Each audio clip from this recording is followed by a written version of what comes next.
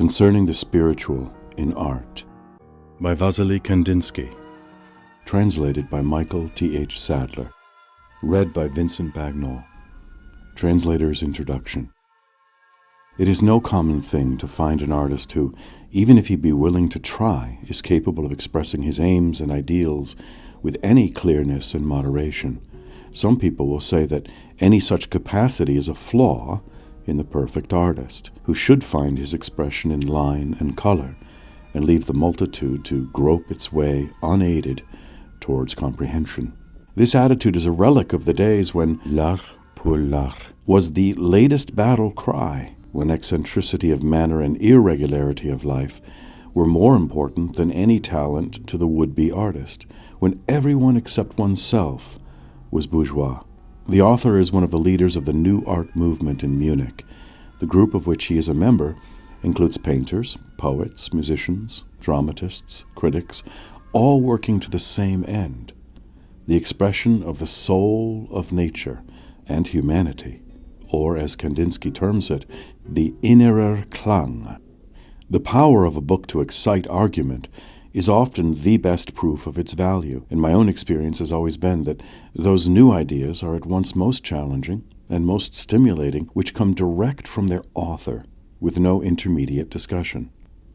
If Kandinsky ever attains his ideal, for he is the first to admit that he has not yet reached his goal, if he ever succeeds in finding a common language of color and line, which shall stand alone as the language of sound and beat stands alone, without recourse to natural form or representation, he will on all hands be hailed as a great innovator, as a champion of the freedom of art.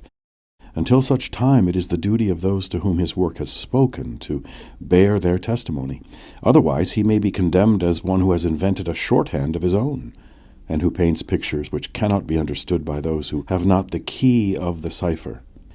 In the meantime, also, it's important that his position should be recognized as a legitimate, almost inevitable outcome of post-impressionist tendencies, and such is the recognition this introduction strives to secure. Michael T.H. Sadler, dedicated to the memory of Elizabeth Tichajeff. Part 1. About General Aesthetic. Introduction. Every work of art is the child of its age, and in many cases the mother of our emotions. It follows that each period of culture produces an art of its own, which can never be repeated. Efforts to revive the art principles of the past will at best produce an art that is stillborn. It is impossible for us to live and feel as did the ancient Greeks. In the same way, those who strive to follow the Greek methods in sculpture achieve only a similarity of form, the work remaining soulless for all time. Such imitation is mere aping. Externally, the monkey completely resembles a human being. He will sit holding a book in front of his nose and turn over the pages with a thoughtful aspect, but his actions have for him no real meaning. There is, however, in art another kind of external similarity which is founded on a fundamental truth. When there is a similarity of inner tendency in the whole moral and spiritual atmosphere, a similarity of ideals, at first closely pursued but later lost to sight, a similarity in the inner feeling of any one period to that of another, the logical result will be a revival of the external forms, which served to express those inner feelings in an earlier age. An example of this today is our sympathy, our spiritual relationship with the primitives. Like ourselves, these artists sought to express in their work only internal truths. This all-important spark of inner life today is at present only a spark. Our minds, which are even now only just awakening after years of materialism, are infected with the despair of unbelief, of lack of purpose and ideal. The nightmare of materialism, which has turned the life of the universe into an evil, useless game, is not yet past. It holds the awakening soul still in its grip. Only a feeble light glimmers like a tiny star in a vast gulf of darkness. This feeble light is but a presentiment, and the soul, when he sees it, trembles in doubt whether the light is not a dream, and the gulf of darkness reality. This doubt and the still harsh tyranny of the materialistic philosophy divide our soul sharply from that of the primitives. Our soul rings cracked when we seek to play upon it, as does a costly vase long buried in the earth, which is found to have a flaw when it is dug up once more. For this reason, the primitive phase, through which we are now passing, with its temporary similarity of form, can only be of short duration. These two possible resemblances between the art forms of today and those of the past will be at once recognized as diametrically opposed to one another. The first, being purely external, has no future. The second, being internal, contains the seed of the future within itself. After the period of materialist effort, which held the soul in check until it was shaken off as evil, the soul is emerging, purged by trials and sufferings. Shapeless emotions such as fear, joy, grief, etc., which belonged to this time of effort, will no longer greatly attract the artist. He will endeavor to awake subtler emotions, as yet unnamed, living himself a complicated and comparatively subtle life. His work will give to those observers capable of feeling them lofty emotions beyond the reach of words. The observer of today, however, is seldom capable of feeling such emotions. He seeks in a work of art a mere imitation of nature, which can serve some definite purpose, for example, a portrait in the ordinary sense, or a presentment of nature according to a certain convention, impressionist painting, or some inner feeling expressed in terms of natural form, as we say, a picture with Stimmung. Stimmung is almost untranslatable. It is almost sentiment in the best sense, and almost feeling. All those varieties of picture, when they are really art, fulfill their purpose and freed the spirit.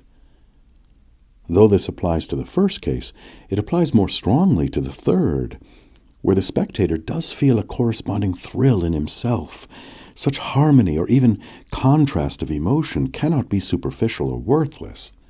Indeed, the Stimmung of a picture can deepen and purify that of the spectator. Such works of art at least preserve the soul from coarseness. They key it up, so to speak, to a certain height, as a tuning key the strings of a musical instrument.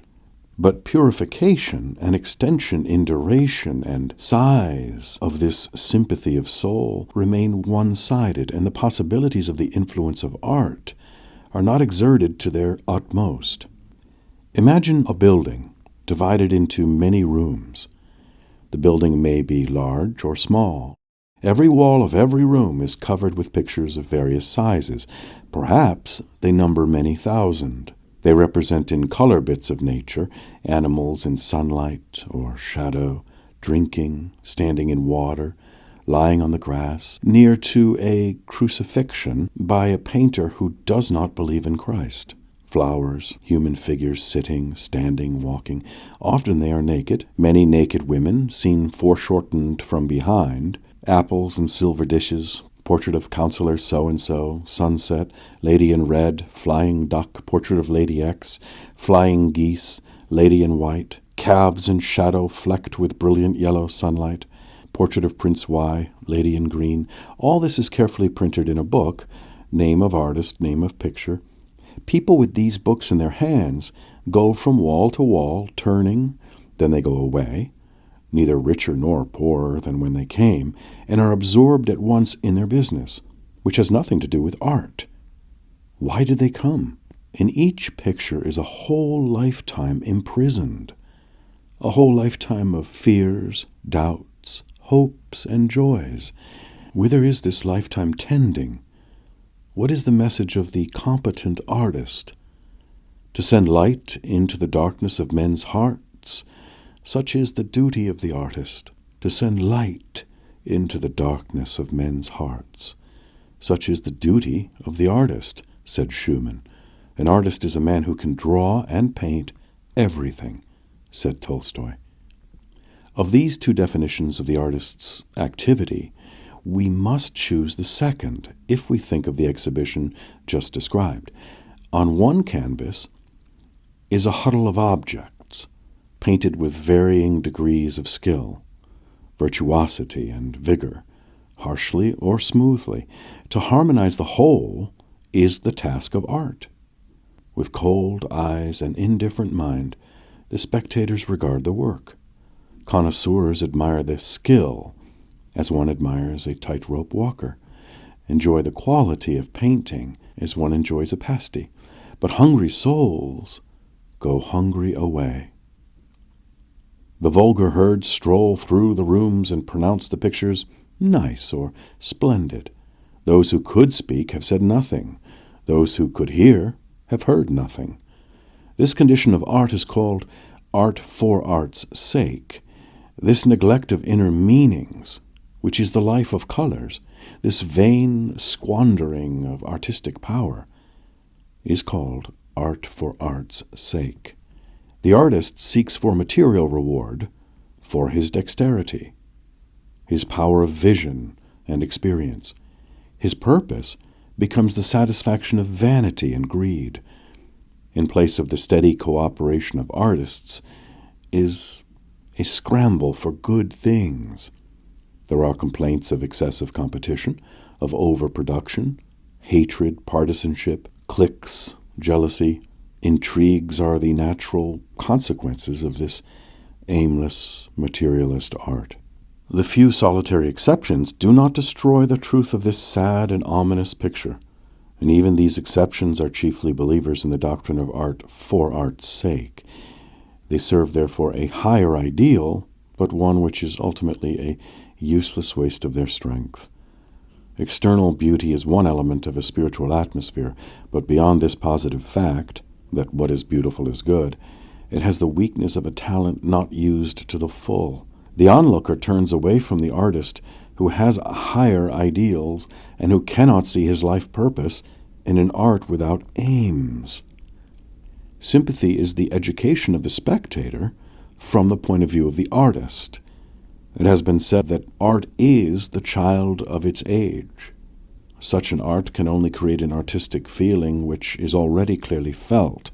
This art, which has no power for the future, which is only a child of the age and cannot become a mother of the future, is a barren art. She is transitory and to all intent dies the moment the atmosphere alters which nourished her. The other art, that which is capable of educating further, springs equally from contemporary feeling, but is at the same time not only echo and mirror of it, but also a deep and powerful prophetic strength. The spiritual life to which art belongs, and of which she is one of the mightiest elements, is a complicated but definite and easily definable movement forwards and upwards. This movement is the movement of experience. It may take different forms, but it holds at bottom to the same inner thought and purpose. Veiled in obscurity are the causes of this need to move ever upwards and forwards by sweat of the brow, through sufferings and fears. When one stage has been accomplished and many evil stones cleared from the road, some unseen and wicked hand scatters new obstacles in the way, so that the path often seems blocked and totally obliterated. But there never fails to come to the rescue some human being, like ourselves in everything except that he has in him a secret power of vision. He sees and points the way. The power to do this he would sometimes fain lay aside, for it is a bitter cross to bear. But he cannot do so. Scorned and hated, he drags after him over the stones the heavy chariot of a divided humanity, ever forwards and upwards.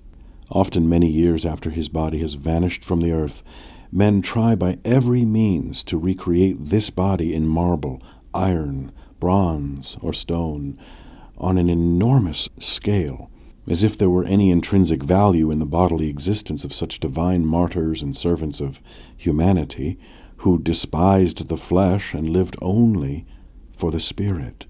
But at least such setting up of marble is a proof that a great number of men have reached the point where once the being they would now honor stood alone.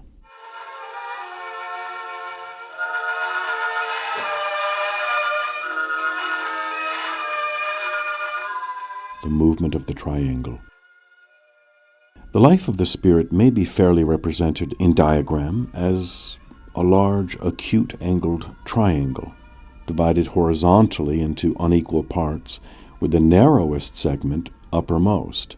The lower the segment, the greater it is in breadth, depth, and area. The whole triangle is moving slowly, almost invisibly, forwards and upwards.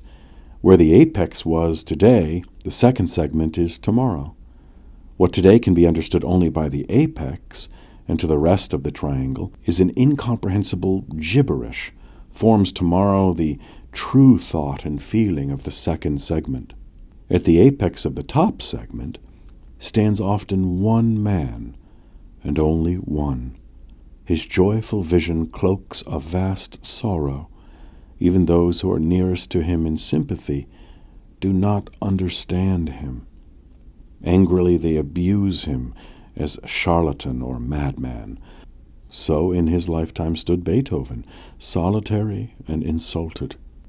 Weber, composer of Der Freischütz, said of Beethoven's Seventh Symphony, "The extravagances of genius have reached the limit. Beethoven is now ripe for an asylum." Of the opening phrase on a reiterated E, the Abbé Sadler said to his neighbor when first he heard it, "Always that miserable E, he seems to be deaf to it himself, the idiot." How many years will it be before a greater segment of the triangle reaches the spot where he once stood alone? Despite memorials and statues, are they really many who have risen to his level? Are not many monuments in themselves answers to that question? In every segment of the triangle are artists, each one of them who can see beyond the limits of his segment is a prophet to those about him, and helps the advance of the obstinate whole. But those who are blind, or those who retard the movement of the triangle for baser reasons, are fully understood by their fellows and acclaimed for their genius. The greater the segment, which is the same as saying the lower it lies in the triangle, so the greater the number who understand the words of the artist. Every segment hungers consciously, or much more often unconsciously, for their corresponding spiritual food. This food is offered by the artists, and for this food, the segment immediately below will tomorrow be stretching out eager hands. This symbol of the triangle cannot be said to express every aspect of the spiritual life. For instance, there is never an absolute shadow side to the picture. Never a piece of unrelieved gloom. Even too often it happens that one level of spiritual food suffices for the nourishment of those who are already in a higher segment. But for them, this food is poison. In small quantities, it depresses their souls gradually into a lower segment. In large quantities, it hurts them suddenly into the depths ever lower and lower. Sienkiewicz, in one of his novels, compares the spiritual life to swimming. For the man who does not strive tirelessly, who does not fight continually against sinking, will mentally and morally go under. In this strait, a man's talent, again in the biblical sense, becomes a curse, and not only the talent of the artist, but also of those who eat this poisoned food. The artist uses his strength to flatter his lower needs. In an ostensibly artistic form, he presents what is impure, draws the weaker elements to him, mixes them with evil, betrays men, and helps them to betray themselves, while they convince themselves and others that they are spiritually thirsty, and that from this pure spring they may quench their thirst. Such art does not help the forward movement, but hinders it, dragging back those who are striving to press onward. and spreading pestilence abroad. Such periods during which art has no noble champion, during which the true spiritual food is wanting, are periods of retrogression in the spiritual world. Ceaselessly souls fall from the higher to the lower segments of the triangle, and the whole seems motionless, or even to move down and backwards. Men attribute to these blind and dumb periods a special value, for they judge them by outward results, thinking only of material well-being. They hail some technical advance which can help nothing but the body as a great achievement. Real spiritual gains are at best undervalued, at worst entirely ignored. The solitary visionaries are despised or regarded as abnormal and eccentric. Those who are not wrapped in lethargy and who feel vague longings for spiritual life and knowledge and progress cry in harsh chorus without any to comfort them. The night of the spirit falls more and more darkly. Deeper becomes the misery of these blind and terrified guides and their followers, tormented and unnerved by fear and doubt, prefer to this gradual darkening the final sudden leap into the blackness.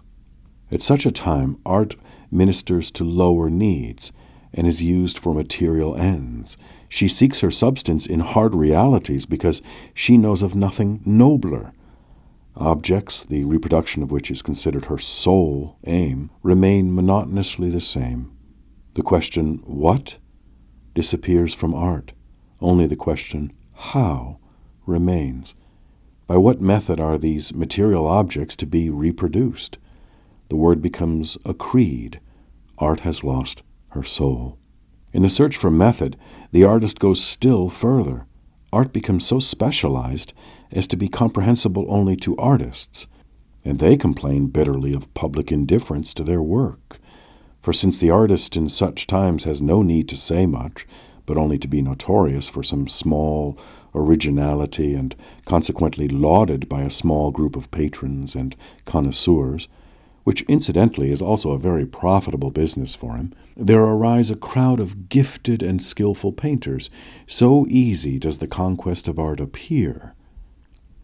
In each artistic circle are thousands of such artists, of whom the majority seek only for some new technical manner, and who produce millions of works of art without enthusiasm, with cold hearts and souls asleep.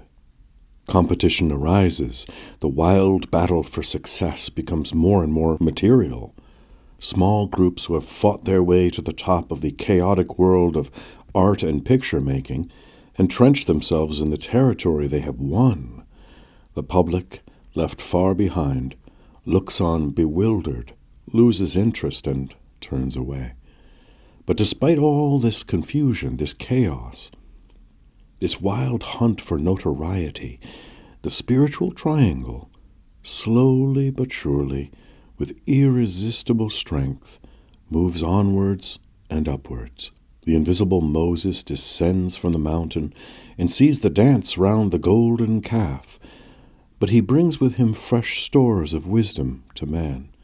First by the artist is heard his voice, the voice that is inaudible to the crowd.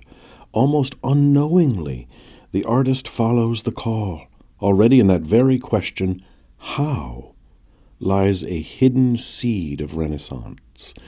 For when this how remains without any fruitful answer, there is always a possibility that the same something, which we call personality today, may be able to see in the objects about it not only what is purely material, but also something less solid, something less bodily than was seen in the period of realism, when the universal aim was to reproduce anything as it really is, and without fantastic imagination. Is everything material, or is everything spiritual? Can the distinctions we make between matter and spirit be nothing but relative modifications of one or the other? Thought, which, although a product of the spirit, can be defined with positive science, is matter, but of fine and not coarse substance, but of fine and not coarse substance. Is whatever cannot be touched with the hand spiritual? All that matters here is that the boundaries drawn should not be too definite. If the emotional power of the artist can overwhelm the how, and can give free scope to his finer feelings, then art is on the crest of the road by which she will not fail later on to find the what she has lost, the what which will show the way to the spiritual food of the newly awakened spiritual life. This what will no longer be the material, objective what of the former period, but the internal truth of art, the soul without which the body, i.e. the how, can never be healthy, whether in an individual or in a whole people. This what is the internal truth, which only art can divine, which only art can express by those means of expression which are hers alone.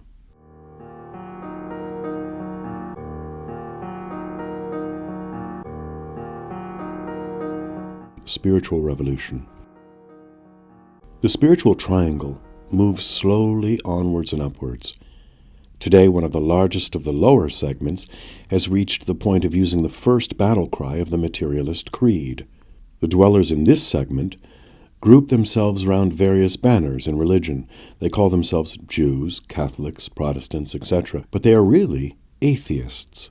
In this, a few either of the boldest or the narrowest openly avow. Heaven is empty. God is dead. In politics, these people are Democrats and Republicans. The fear, horror, and hatred which yesterday they felt for these political creeds, they now direct against anarchism, of which they know nothing but its much dreaded name. In economics, these people are socialists. They make sharp the sword of justice, with which to slay the hydra of capitalism and to hew off the head of evil. Because the inhabitants of this great segment of the triangle have never solved any problem independently, but are dragged as it were in a cart by those the noblest of their fellow men, who have sacrificed themselves, they know nothing of the vital impulse of life, which they regard always vaguely from a great distance. They rate this impulse lightly, putting their trust in purposeless theory and in the working of some logical method. The men of the segment next below are dragged slowly higher, blindly, by those just described, but they cling to their old position, full of dread of the unknown and of betrayal. The higher segments are not only blind atheists, but can justify their godlessness with strange words. For example, those of Virchow, so unworthy of a learned man. I have dissected many corpses, but never yet discovered a soul in any of them. In politics, they are generally Republican, with a knowledge of different parliamentary procedures. They read the political leading articles in the newspapers. In economics, they are socialists of various grades and can support their principles with numerous quotations, passing from Schweitzer's Emma via Lassalle's iron law of wages to Marx's capital, and still further. In these loftier segments, other categories of ideas, absent in these just described, begin gradually to appear. Science and art, to which last belong also literature and music. In science, these men are positivists, only recognizing those things that can be weighed and measured. Anything beyond that they consider as rather discreditable nonsense. That same nonsense about which they held yesterday the theories that today are proven. In art, they are naturalists, which means that they recognize and value the personality, individuality, and temperament of the artist up to a certain definite point. This point has been fixed by others, and in it they believe unflinchingly. But despite their patent and well-ordered security, despite their infallible principles, there lurks in these higher segments a hidden fear, a nervous trembling, a sense of insecurity, and this is due to their upbringing. They know that the sages, statesmen, and artists whom today they revere were yesterday spurned as swindlers and charlatans. And the higher the segment in the triangle, The better defined is this fear, this modern sense of insecurity. Here and there are people with eyes which can see, minds which can correlate. They say to themselves, if the science of the day before yesterday is rejected by the people of yesterday, and that of yesterday by us of today, is it not possible that what we call science now will be rejected by the men of tomorrow? And the bravest of them answer, it is possible. Then people appear who can distinguish those problems that the science of today has not yet explained, and they ask themselves, will science, if it continues on the road it has followed for so long, ever attain to the solution of these problems?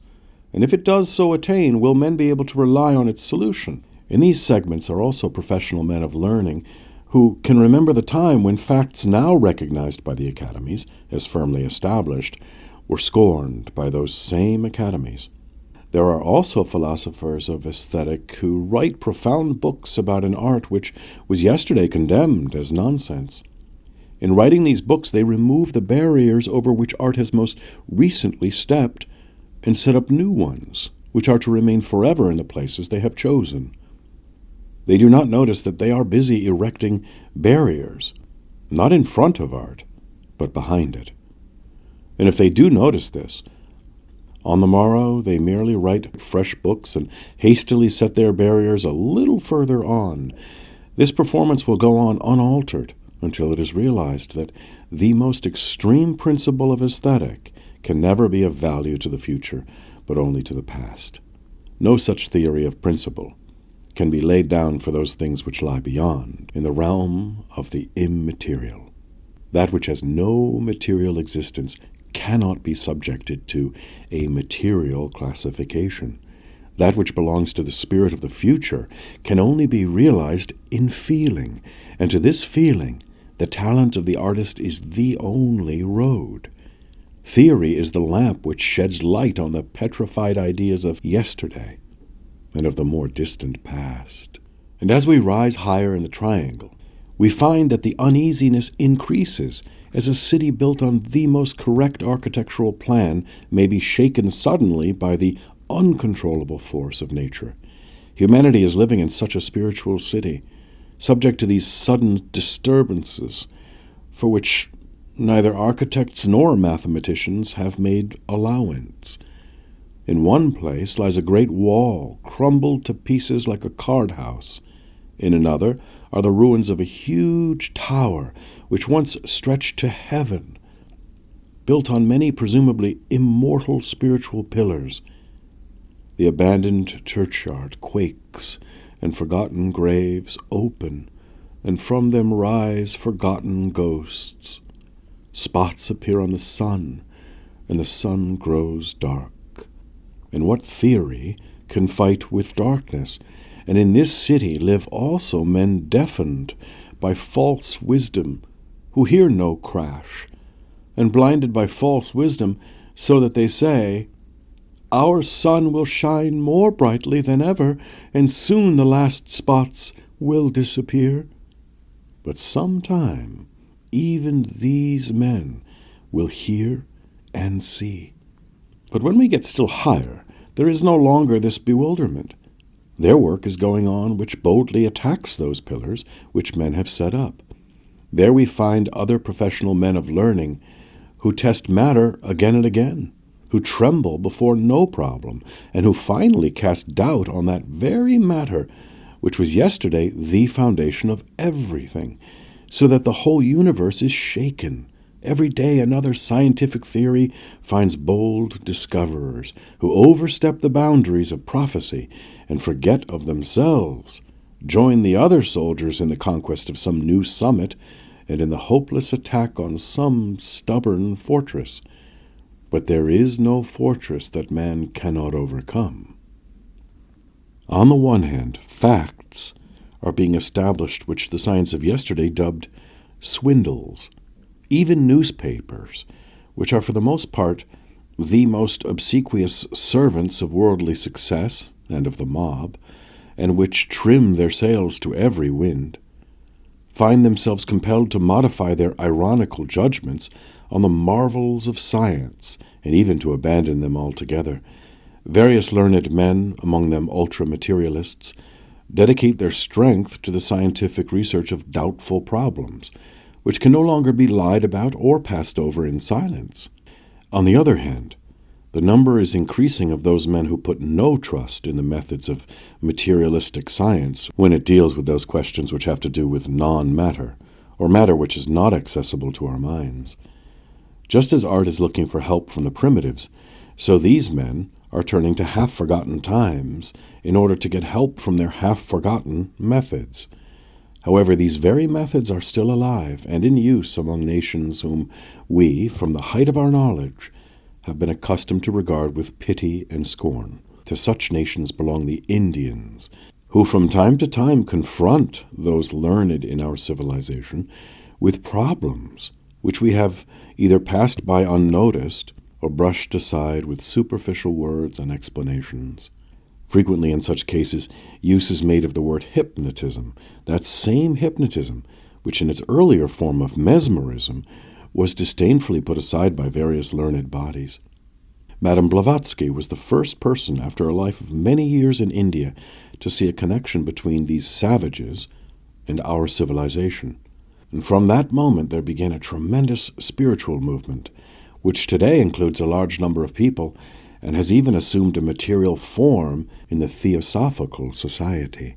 This society consists of groups who seek to approach the problem of the spirit by way of the inner knowledge. The theory of theosophy, which serves as the basis to this movement, was set out by Blavatsky in the form of a catechism in which the pupil receives definite answers to his questions from the theosophical point of view. Theosophy, according to Blavatsky, is synonymous with eternal truth. The new torchbearer of truth will find the minds of men prepared for his message, a language ready for him in which to clothe the new truths he brings, an organization awaiting his arrival, which will remove the merely mechanical, material obstacles and difficulties from his path. And then, Blavatsky continues, the earth will be a heaven in the 21st century in comparison with what it is now. And with these words ends her book. When religion, science, and morality are shaken, the two last by the strong hand of Nietzsche. And when the outer supports threaten to fall, man turns his gaze from externals in on to himself. Literature, music, and art are the first and most sensitive spheres in which this spiritual revolution makes itself felt. They reflect the dark picture of the present time and show the importance of what at first was only a little point of light, noticed by few, and for the great majority, non-existent. Perhaps they even grow dark in their turn, but on the other hand, they turn away from the soulless life of the present towards those substances and ideas which give free scope to the non-material strivings of the soul. A poet of this kind, in the realm of literature, is Maeterlinck. He takes us into a world which, rightly or wrongly, we term supernatural. La princesse Malène, les sept princesses, les aveugles, etc., are not people of past times as are the heroes in Shakespeare. They are merely souls lost in the clouds, threatened by them with death, eternally menaced by some invisible and somber power. Spiritual darkness, the insecurity of ignorance and fear, pervade the world in which they move. Maeterlinck is perhaps one of the first prophets, one of the first artistic reformers and seers to herald the end of the decadence just described.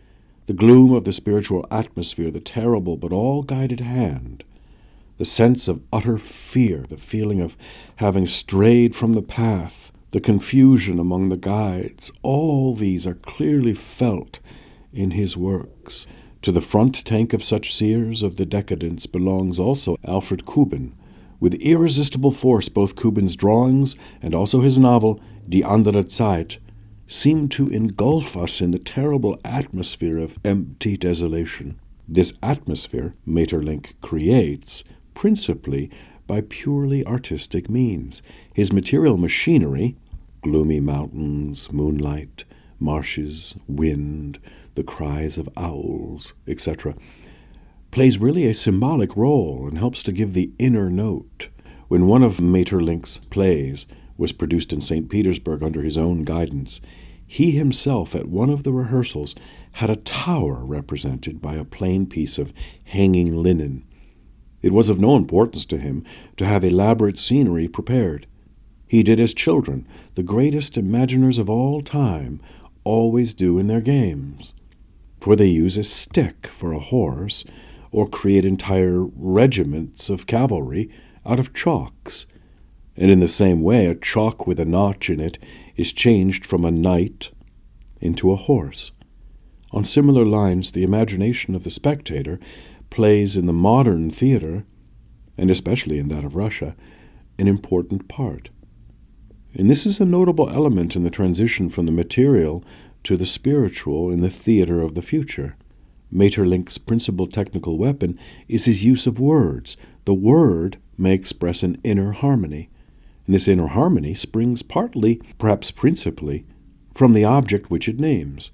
But if the object is not itself seen, but only its name heard, the mind of the hearer receives an abstract impression only, that is to say, as of the object dematerialized, and a corresponding vibration is immediately set up in the heart. The apt use of a word in its poetical meaning, repetition of this word, twice, 3 times, or even more frequently, according to the need of the poem, will not only tend to intensify the inner harmony, but also bring to light unsuspected spiritual properties of the word itself. Further than that, frequent repetition of a word, again a favorite game of children which is forgotten in afterlife, deprives the word of its original external meaning. Similarly, in drawing, the abstract message of the object drawn tends to be forgotten and its meaning lost. Sometimes perhaps we unconsciously hear this real harmony sounding together with the material, or later on, with the non-material sense of the object. But in the latter case, the true harmony exercises a direct impression on the soul. The soul undergoes an emotion which has no relation to any definite object, an emotion more complicated, I might say more supersensuous, than the emotion caused by the sound of a bell or of a stringed instrument. This line of development offers great possibilities to the literature of the future. In an embryonic form, this word power has already been used in Serre Chaude, footnote, Serre Chaude, suivis des 15 chansons, par Maurice Maeterlinck, Brussels. As Maeterlinck uses them, words which seem at first to create only a neutral impression have really a more subtle value. Even a familiar word like hair, if used in a certain way, can intensify an atmosphere of sorrow or of despair. And this is Maeterlinck's method. He shows that thunder, lightning, and a moon behind driving clouds. In themselves, material means can be used in the theater to create a greater sense of terror than they do in nature.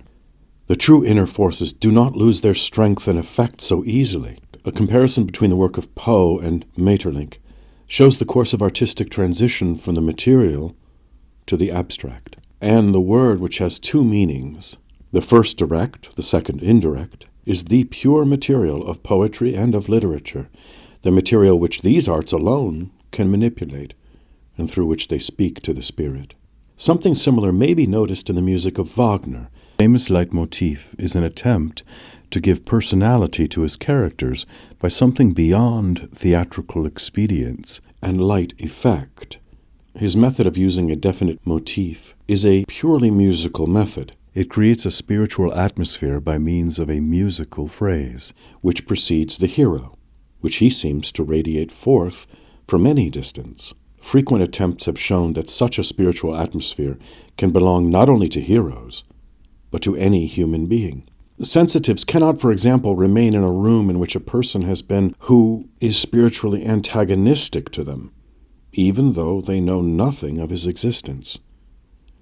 The most modern musicians, like Debussy, create a spiritual impression, often taken from nature, but embodied in purely musical form.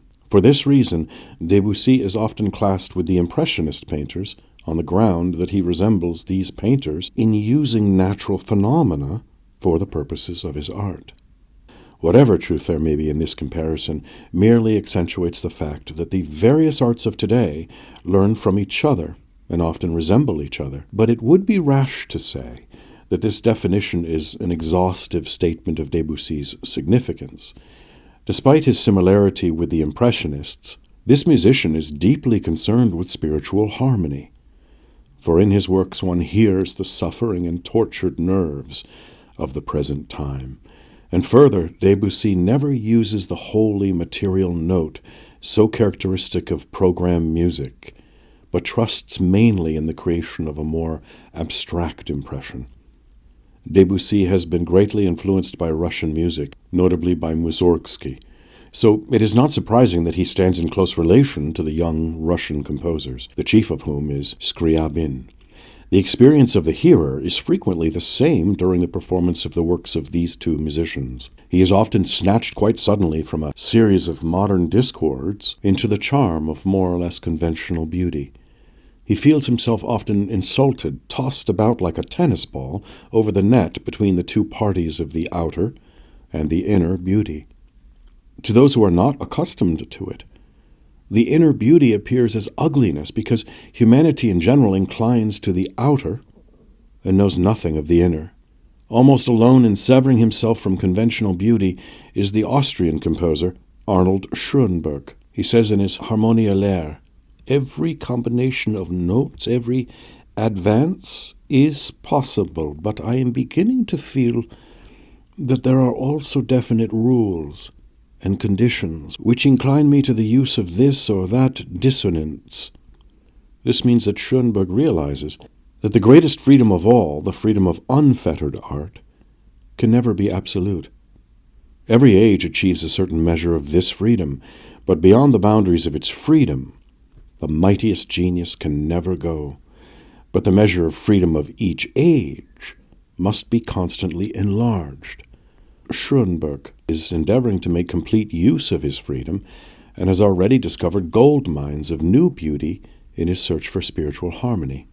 His music leads us into a realm where musical experience is a matter not of the ear, but of the soul alone. And from this point begins the music of the future. A parallel course has been followed by the Impressionist movement in painting. It is seen in its dogmatic and most naturalistic form in so-called Neo-Impressionism. The theory of this is to put on the canvas the whole glitter and brilliance of nature, and not only an isolated aspect of her. It is interesting to notice three practically contemporary and totally different groups in painting. They are 1. Rossetti and his pupil Burne-Jones with their followers. 2. Backlund and his school. 3. Segantini with his unworthy following of photographic artists. I have chosen these three groups to illustrate the search for the abstract in art. Rossetti sought to revive the non-materialism of the pre-Raphaelites. Backlund busied himself with the mythological scenes, but was in contrast to Rossetti in that he gave strongly material form to his legendary figures. Segantini, outwardly the most material of the ordinary objects, hills, stones, cattle, etc., often painting them with the minutest realism, but he never failed to create a spiritual as well as a material value, so that really he is the most non-material of the trio. These men sought for the inner by way of the outer. By another road, and one more purely artistic, the great seeker after a new sense of form approached the same problem. Cézanne made a living thing out of a teacup, or rather in a teacup. He realized the existence of something alive. He raised still life to such a point that it ceased to be inanimate. He painted these things as he painted human beings because he was endowed with the gift of divining the inner life in everything. His color and form are alike suitable to the spiritual harmony. A man, a tree, an apple, all were used by Cézanne in the creation of something that is called a picture. and which is a piece of true inward and artistic harmony. The same intention actuates the work of one of the greatest of the young Frenchmen, Henri Matisse. He paints pictures, and in these pictures endeavors to reproduce the divine. To attain this end, he requires as a starting point nothing but the object to be painted, human being or whatever it may be, and then the methods that belong to painting alone, color and form. By personal inclination, because he is French and because he is especially gifted as a colorist, Matisse is apt to lay too much stress on the color, like Debussy. He cannot always refrain from conventional beauty. Impressionism is in his blood. One sees pictures of Matisse which are full of great inward vitality, produced by the stress of the inner need, and also pictures which possess only outer charm, because they were painted on an outer impulse. How often one is reminded of Manet in this. His work seems to be typical French painting, with its dainty sense of melody, raised from time to the summit of a great hill above the clouds. But in the work of another great artist in Paris, the Spaniard, Pablo Picasso, there is never any suspicion of this conventional beauty. Tossed hither and thither by the need for self-expression, Picasso hurries from one manner to another. At times a great gulf appears between consecutive manners, because Picasso leaps boldly and is found continually by his bewildered crowd of followers standing at a point very different from that at which they saw him last. No sooner do they think that they have reached him again than he has changed once more. In this way there arose Cubism, the latest of the French movements. Picasso is trying to arrive at constructiveness by way of proportion. In his latest works, of 1911, he has achieved the logical destruction of matter, not however by dissolution, but rather by a kind of a parceling out of its various divisions, and a constructive scattering of these divisions about the canvas. But he seems in this most recent work distinctly desirous of keeping an appearance of matter. He shrinks from no innovation, and if color seems likely to balk him in his search for a pure artistic form, he throws it overboard and paints a picture in brown and white. And the problem of purely artistic form is the real problem of his life. In their pursuit of the same supreme end, Matisse and Picasso stand side by side, Matisse representing color and Picasso form.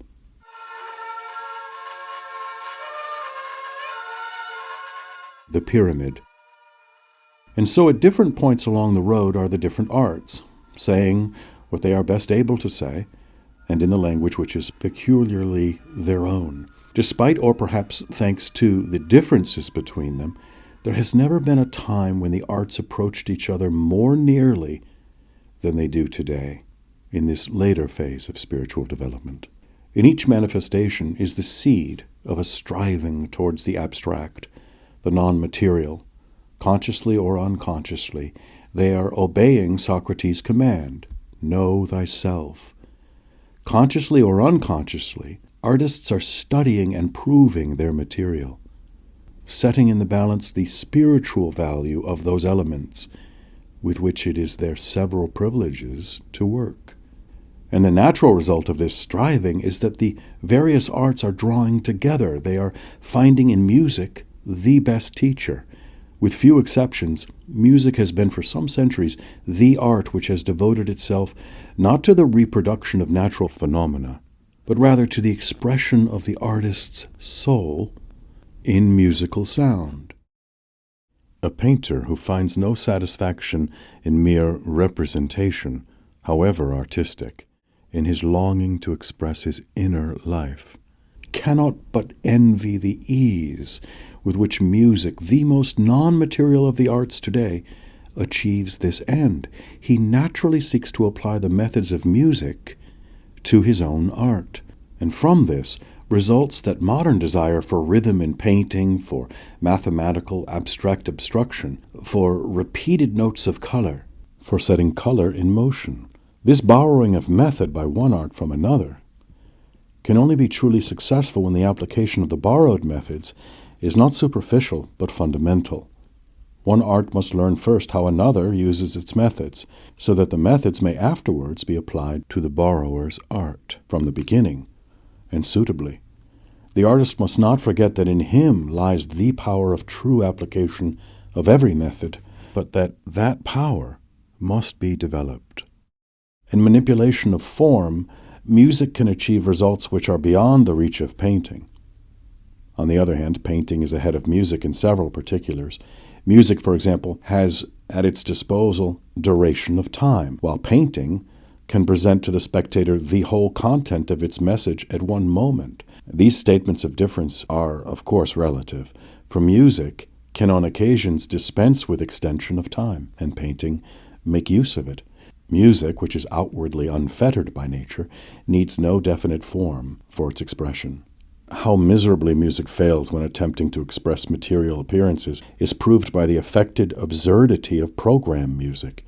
Quite lately, such experiments have been made. The imitation in the sound of croaking frogs, of farmyard noises, of household duties, makes an excellent music hall turn and is amusing enough. But in serious music, such attempts are merely warnings against any imitation of nature. Nature has her own language, and a powerful one. This language cannot be imitated. The sound of a farmyard in music is never successfully reproduced, and is an unnecessary waste of time. The Stimmung of nature can be imparted by every art, not, however, by imitation, but by the artistic divination of its inner spirit. Painting today is almost exclusively concerned with the reproduction of natural forms and phenomena. Her business is now to test her strength and methods, to know herself as music has done for a long time, and then to use her powers to a truly artistic end. And so the arts are encroaching one upon another, and from a proper use of this encroachment will rise the art that is truly monumental. Every man who steeps himself in the spiritual possibilities of his art is a valuable helper in the building of the spiritual pyramid, which will someday reach to heaven.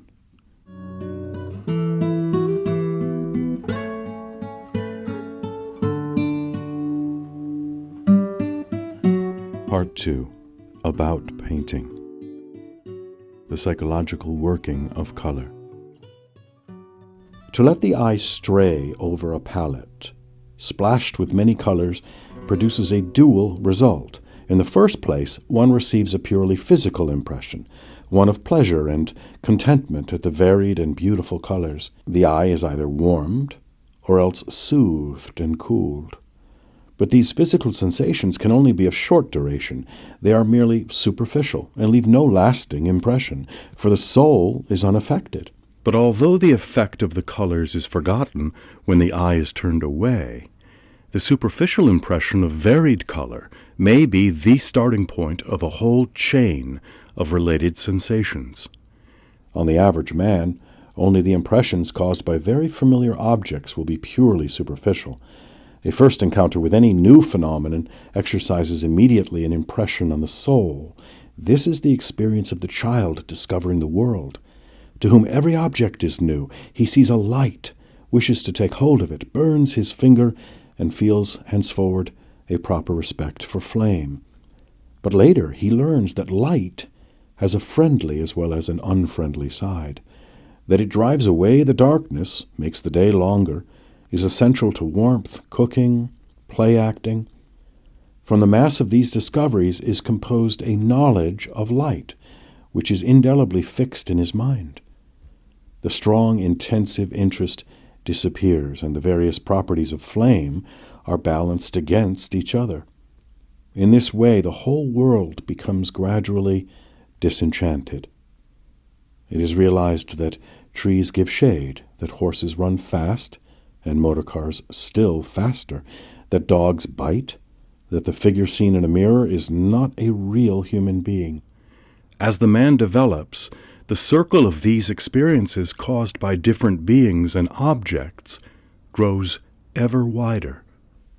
They acquire an inner meaning and eventually a spiritual harmony. It is the same with color, which makes only a momentary and superficial impression on a soul, but slightly developed in sensitiveness. But even this superficial impression varies in quality. The eye is strongly attracted by light, clear colors, and still more strongly attracted by those colors which are warm as well as clear. Vermilion has the charm of flame, which has always attracted human beings. Keen lemon yellow hurts the eye in time as a prolonged and shrill trumpet note the ear, and the gazer turns away to seek relief in blue or green. But to a more sensitive soul, the effect of colors is deeper and intensely moving, and so we come to the second main result of looking at colors, their psychic effect. They produce a corresponding spiritual vibration, and it is only as a step towards the spiritual vibration that the elementary physical impression is of importance. Whether the psychic effect of color is a direct one, as these last few lines imply, or whether it is the outcome of association, is perhaps open to question, the soul being one with the body. The former may well experience a psychic shock caused by association acting on the latter.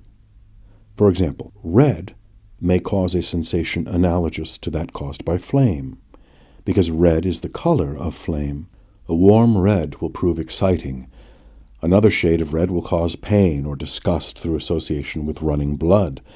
In these cases, color awakens a corresponding physical sensation, which undoubtedly works upon the soul. If this were always the case, it would be easy to define by association the effects of color upon other senses than that of sight. One might say that keen yellow looks sour because it recalls the taste of a lemon. But such definitions are not universally possible. There are many examples of color working which refuse to be so classified. A Dresden doctor relates of one of his patients, whom he designates as an exceptionally sensitive person, that he could not eat a certain sauce without tasting blue, i.e., without experiencing a feeling of seeing a blue color. It would be possible to suggest, by way of explanation of this, that in highly sensitive people the way to the soul is so direct, and the soul itself so impressionable, that any impression of taste communicates itself immediately to the soul, and thence to the other organs of sense, in this case the eyes. And this would imply an echo or reverberation, such as occurs sometimes in musical instruments, which, without being touched, sound in harmony with some other instrument struck at the moment. But not only with taste has sight been known to work in harmony. Many colors have been described as rough or sticky, others as smooth and uniform, so that one feels inclined to stroke them. Dark ultramarine, chromic oxide green, and rose madder. Equally, the distinction between warm and cold colors belongs to this connection. Some colors appear soft, rose madder, others hard, cobalt, green, blue-green oxide, so that even fresh from the tube they seem to be dry. The expression scented colors is frequently met with. And finally, the sound of colors is so definite that it would be hard to find anyone who would try to express bright yellow in the bass notes or dark lake in the treble. Much theory and practice have been devoted to this question. People have sought to paint in counterpoint. Also, unmusical children have been successfully helped to play the piano by quoting a parallel in color. On these lines, Frau A. Settergin-Unkowski has worked for several years and has evolved a method of so describing sounds by natural colors, and colors by natural sounds. That color could be heard and sound seen. The system has proved successful for several years both in the inventor's own school and the Conservatoire at St. Petersburg. Finally, Scriabin, on more spiritual lines, has paralleled sound and colors in a chart, not unlike that of Frau Unkowski. The explanation by association will not suffice us in many and in the most important cases. Those who have heard of chromotherapy will know that colored light can exercise very definite influences on the whole body. Attempts have been made with different colors in the treatment of various nervous ailments. They have shown that red light stimulates and excites the heart, while blue light can cause temporary paralysis. But when the experiments come to be tried on animals, and even plants, the association theory falls to the ground. So one is bound to admit that the question is at present unexplored, but that color can exercise enormous influence over the body as a physical organism. No more sufficient in the psychic sphere is the theory of association. Generally speaking, color is a power which directly influences the soul. Color is the keyboard, the eyes are the hammers, the soul is the piano with many strings, the artist is the hand which plays, touching one key or another to cause vibrations in the soul. The phrase inner need, innere Notwendigkeit, means primarily the impulse felt by the artist for spiritual expression. Kandinsky is apt, however, to use the phrase sometimes to mean not only the hunger for spiritual expression, but also the actual expression itself.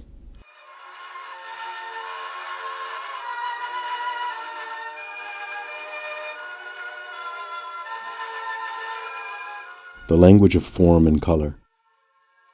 The man that hath no music in himself, nor is not moved with concord of sweet sounds, is fit for treasons, stratagems, and spoils. The motions of his spirit are dull as night, and his affections dark as Erebus. Let no such man be trusted. Mark the music. The Merchant of Venice, Act 5, Scene 1. Musical sound acts directly on the soul, and finds an echo there because, though to varying extents, music is innate in man.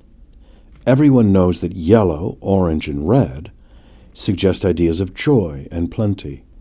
Delacroix.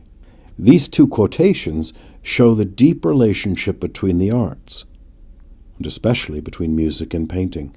Goethe said that painting must count this relationship her main foundation, and by this prophetic remark he seems to foretell the position in which painting is today. She stands, in fact, at the first stage of the road by which she will, according to her own possibilities, make art an abstraction of thought and arrive finally at purely artistic composition. By composition, Kandinsky here means, of course, an artistic creation. He is not referring to the arrangement of the objects in a picture.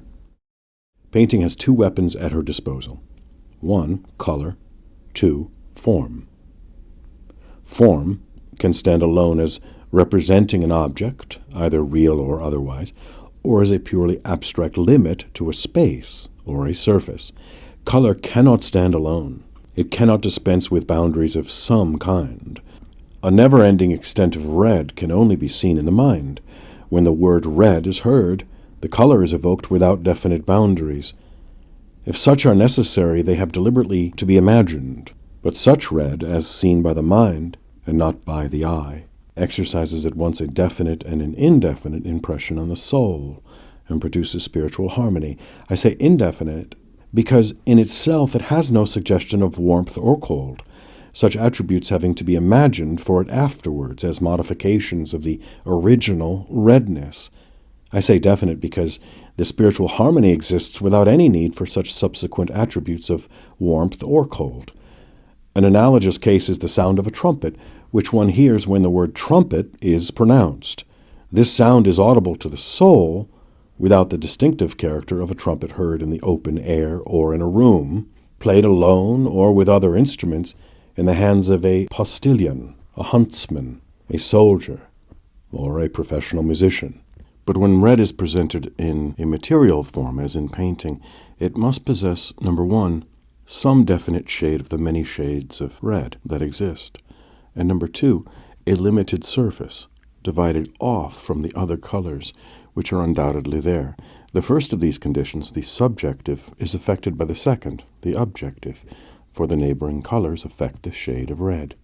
This essential connection between color and form brings us to the question of the influences of form on color. Form alone, even though totally abstract and geometrical, has a power of inner suggestion. A triangle, without the accessory consideration of its being acute or obtuse-angled or equilateral, has a spiritual value of its own. In connection with other forms, this value may be somewhat modified, but remains in quality the same. The case is similar with a circle, a square, or any conceivable geometrical figure. The angle at which the triangle stands, and whether it is stationary or moving, are of importance to its spiritual value. The fact is especially worthy of the painter's consideration. As with the red, we have here a subjective substance in an objective shell. The mutual influence of form and color now becomes clear. A yellow triangle, a blue circle, a green square, or a green triangle, a yellow circle, a blue square, all these are different and have different spiritual values. It is evident that many colors are hampered and even nullified in effect by many forms. On the whole, keen colors are well suited by sharp forms, for example, a yellow triangle, and soft, deep colors by round forms, example, a blue circle. But it must be remembered that an unsuitable combination of form and color is not necessarily discordant, but may, with manipulation, show the way to fresh possibilities of harmony. Since colors and forms are well nigh innumerable, their combination and their influences are likewise unending. The material is inexhaustible. Form, in the narrow sense, is nothing but the separating line between surfaces of color. That is its outer meaning, but it has also an inner meaning of varying intensity. It is never literally true that any form is meaningless and says nothing. Every form in the world says something, but its message often fails to reach us. And even if it does, full understanding is often withheld from us. And properly speaking, form is the outward expression of this inner meaning. To use once more the metaphor of the piano, the artist is the hand which, by playing on this or that key, i.e., form, affects the human soul in this or that way. So it is evident that form harmony must rest only on a corresponding vibration of the human soul. And this is a second guiding principle of the inner need. The two aspects of form just mentioned define its two aims. The task of limiting surfaces, the outer aspect, is well performed if the inner meaning is fully expressed. The phrase full expression must be clearly understood. Form often is most expressive when least coherent. It is often most expressive when outwardly most imperfect, perhaps only a stroke, a mere hint of outer meaning. The outer task may assume many different shapes, but it will never fail in one of two purposes. Number one, either form aims at so limiting surfaces as to fashion of them some material object. Two, or form remains abstract, describing only a non-material spiritual entity. Such non-material entities, with life and value as such, are a circle, a triangle, a rhombus, a trapeze, etc. Many of them so complicated as to have no mathematical denomination. Between these two extremes lie the innumerable forms in which both elements exist, with a preponderance either of the abstract or the material. These intermediate forms are at present the store on which the artist has to draw. Purely abstract forms are beyond the reach of the artist at present. They are too indefinite for him. To limit himself to the purely indefinite would be to rob himself of possibilities, to exclude the human element, and therefore to weaken his power of expression. On the other hand, there exists equally no purely material form. A material object cannot be absolutely reproduced. For good or evil, the artist has eyes and hands, which are perhaps more artistic than his intentions, and refuse to aim at photography alone. Many genuine artists, who cannot be content with a mere inventory of material objects, seek to express the objects by what was once called idealization, then selection, and which tomorrow will again be called something different. The motive of idealization is so to beautify the organic form as to bring out its harmony and rouse poetic feeling. Selection aims not so much at beautification as at emphasizing the character of the object by the omission of non-essentials. The desire of the future will be purely the expression of the inner meaning. The organic form no longer serves as direct object, but as the human words in which a divine message must be written. in order for it to be comprehensible to human minds. The impossibility and, in art, the uselessness of attempting to copy an object exactly, the desire to give the object full expression, are the impulses which drive the artist away from literal coloring to purely artistic aims. And that brings us to the question of composition.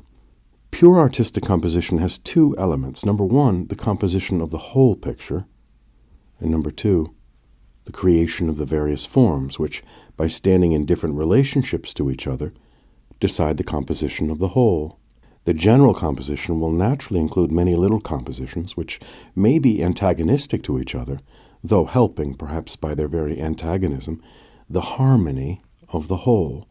These little compositions have themselves subdivisions of varied inner meanings. Many objects have to be considered in the light of the whole, and so ordered as to suit this whole. Singly, they will have little meaning, being of importance only insofar as they help the general effect. These single objects must be fashioned in one way only, and this not because their own inner meaning demands that particular fashioning, but entirely because they have to serve as building material for the whole composition. A good example is Cézanne's Bathing Women, which is built in the form of a triangle. Such building is an old principle which was being abandoned only because academic usage had made it lifeless. But Cézanne has given it new life. He does not use it to harmonize his groups, but for purely artistic purposes. He distorts the human figure with perfect justification. Not only must the whole figure follow the lines of the triangle, but each limb must grow narrower from bottom to top. Raphael's Holy Family is an example of triangular composition used only for the harmonizing of the group and without any mystical motive.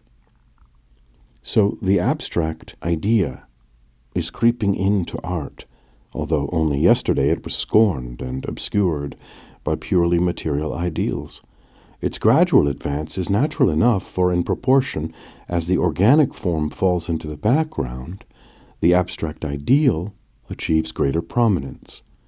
But the organic form possesses all the same an inner harmony of its own, which may be either the same as that of its abstract parallel, thus producing a simple combination of the two elements, or totally different, in which case the combination may be unavoidably discordant. However diminished in importance the organic form may be, its inner note will always be heard, and for this reason the choice of material objects is an important one. The spiritual accord of the organic with the abstract element may strengthen the appeal of the latter as much by contrast as by similarity, or may destroy it. Suppose a rhomboidal composition made up of a number of human figures. The artist asks himself, are these human figures an absolute necessity to the composition, or should they be replaced by other forms, and that without affecting the fundamental harmony of the whole?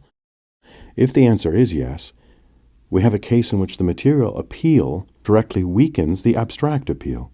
The human form must either be replaced by another object which, whether by similarity or contrast, will strengthen the abstract appeal, or must remain a purely non-material symbol. Once more, the metaphor of the piano. For color or form, substitute object. Every object has its own life, and therefore its own appeal.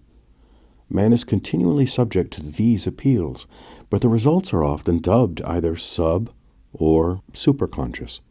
Nature, that is to say the ever-changing surroundings of man, sets in vibration the strings of the piano, the soul, by manipulation of the keys, the various objects with their several appeals.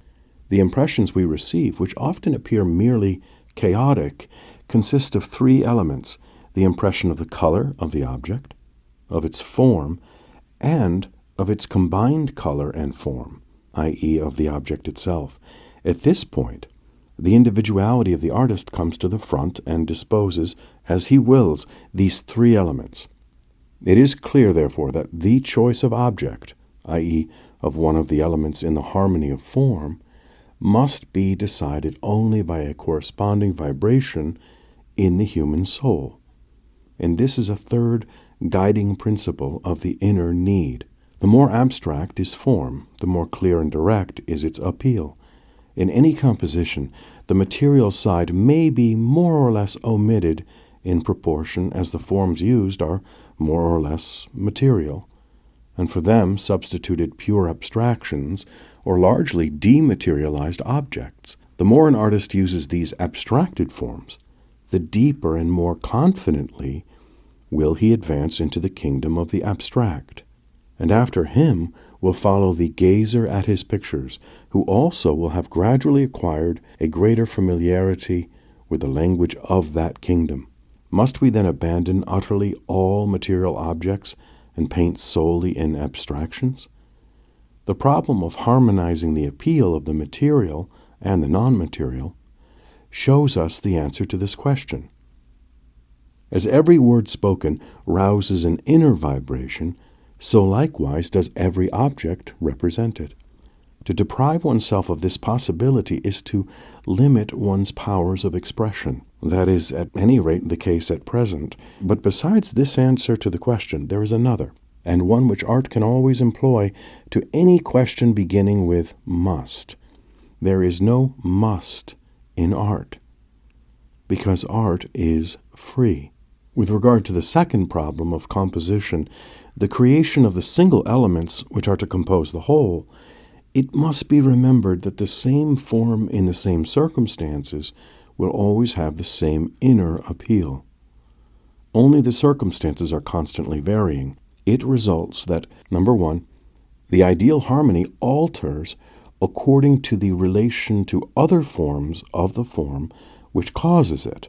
Number two, even in similar relationship, a slight approach to or withdrawal from other forms may affect the harmony.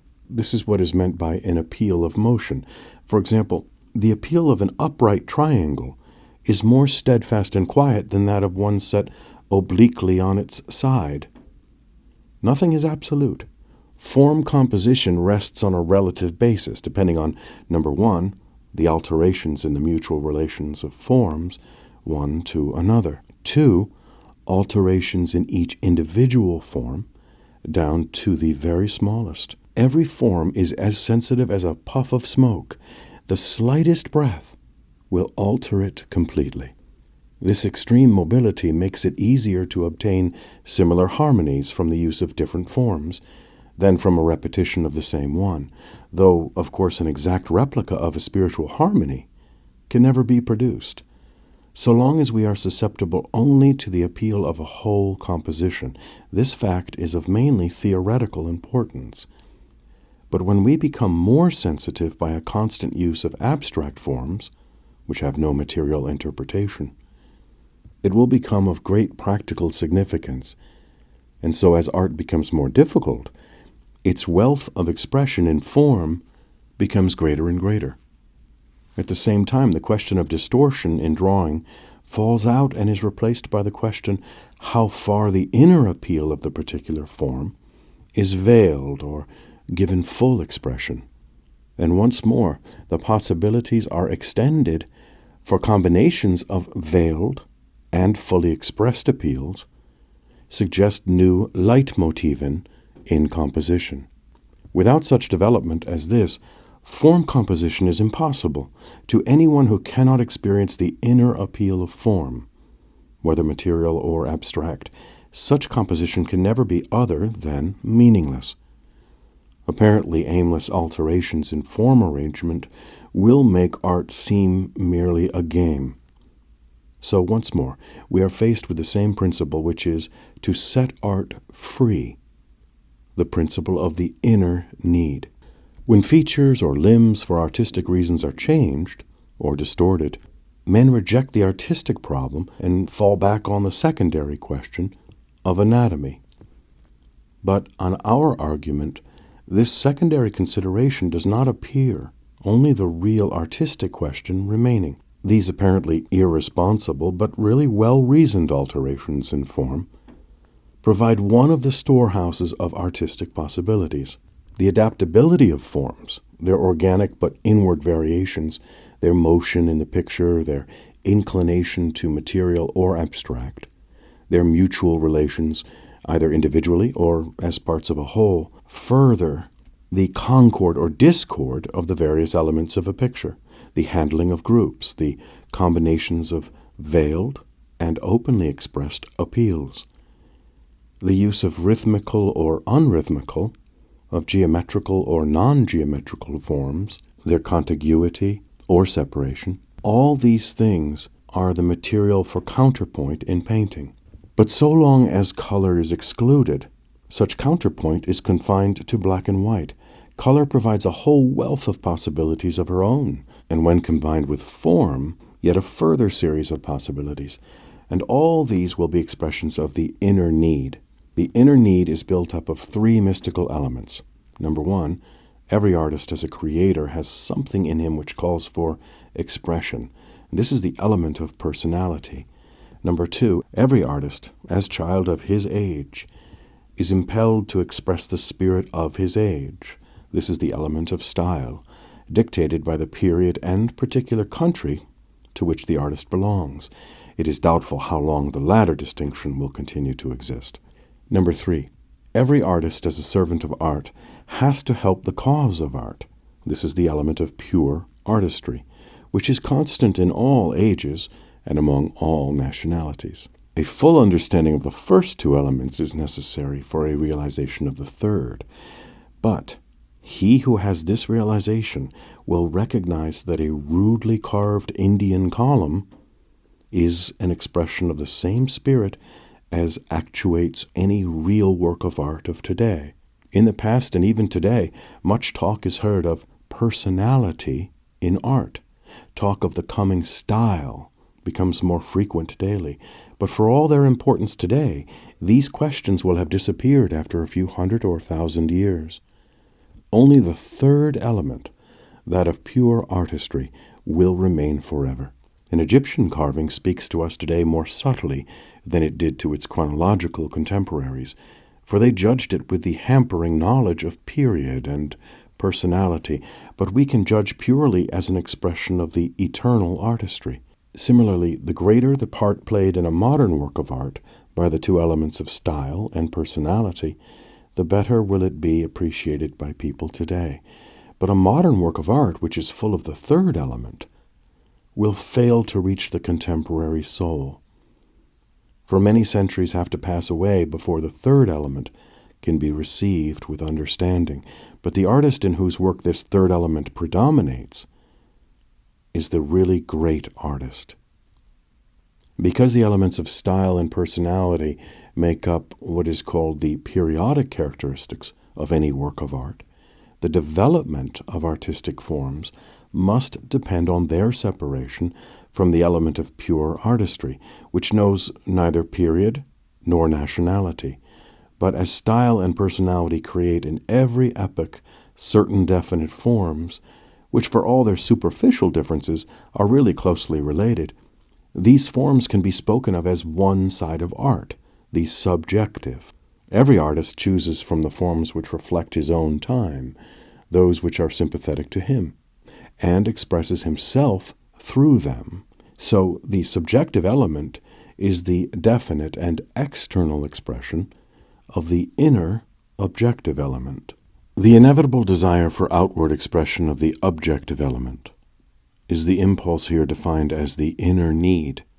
The forms it borrows change from day to day, and as it continually advances, what is today a phrase of inner harmony becomes tomorrow one of outer harmony. It is clear, therefore, that the inner spirit of art only uses the outer form of any particular period as a stepping stone to further expression. In short, the working of the inner need and the development of art is an ever-advancing expression of the eternal and objective in the terms of the periodic and subjective. Because the objective is forever exchanging the subjective expression of today for that of tomorrow, each new extension of liberty in the use of outer form is hailed as the last and supreme. At present, we say that an artist can use any form he wishes so long as he remains in touch with nature, but this limitation, like all its predecessors, is only temporary. From the point of view of the inner need, no limitation must be made. The artist may use any form which his expression demands, for his inner impulse must find suitable outward expression. So we see that a deliberate search for personality and style is not only impossible, but comparatively unimportant. The close relationship of art throughout the ages is not a relationship in outward form, but in inner meaning. And therefore the talk of schools, of lines of development, of principles of art, etc., is based on misunderstanding and can only lead to confusion. The artist must be blind to distinctions between recognized or unrecognized conventions of form, deaf to the transitory teaching and demands of his particular age. He must watch only the trend of the inner need and hearken to its words alone.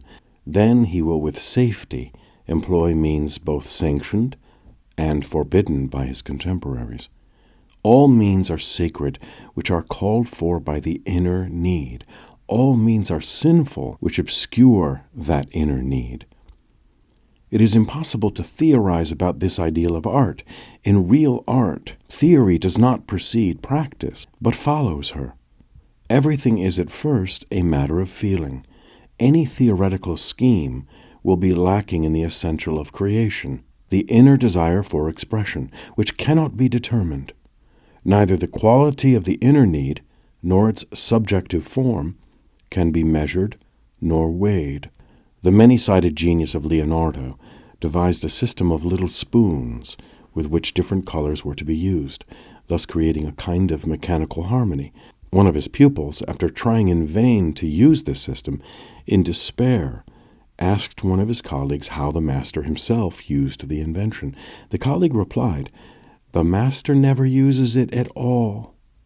Such a grammar of painting can only be temporarily guessed at, and should it ever be achieved, it will not be so much according to physical rules as according to the rules of the inner need, which are of the soul. The inner need is the basic alike of small and great problems in painting. We are seeking today for the road which is to lead us away from the outer to the inner basis. The term outer here used must not be confused with the term material used previously. I am using the former to mean outer need, which never goes beyond conventional limits, nor produces other than conventional beauty. The inner need knows no such limits, and often produces results conventionally considered ugly. But ugly itself is a conventional term, and only means spiritually unsympathetic, being applied to some expression of an inner need, either outgrown or not yet attained. But everything which adequately expresses the inner need is beautiful.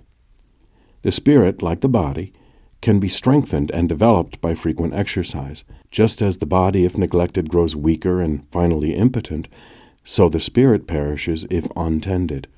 And for this reason it is necessary for the artist to know the starting point for the exercise of his spirit. The starting point is the study of color and its effects on men. There is no need to engage in the finer shades of complicated color, but rather at first to consider only the direct use of simple colors. To begin with, let us test the working on ourselves of individual colors, and so make a simple chart, which will facilitate the consideration of the whole question. Two great divisions of color occur to the mind at the outset, into warm and cold, and into light and dark. To each color there are therefore 4 shades of appeal: warm and light, or warm and dark, or cold and light, or cold and dark. Generally speaking, warmth or cold in a color means an approach respectively to yellow or to blue. This distinction is, so to speak, on one basis, the color having a constant fundamental appeal, but assuming either a more material or more non-material quality. The movement is an horizontal one, the warm colors approaching the spectator, the cold ones retreating from him. The colors, which cause in another color this horizontal movement, while they are themselves affected by it, have another movement of their own, which acts with a violent separative force. This is, therefore, the first antithesis in the inner appeal, and the inclination of the color to yellow or to blue is of tremendous importance.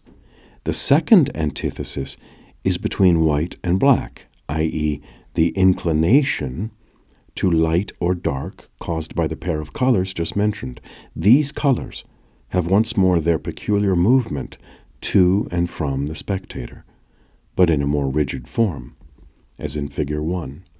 Figure 1, first pair of antithesis.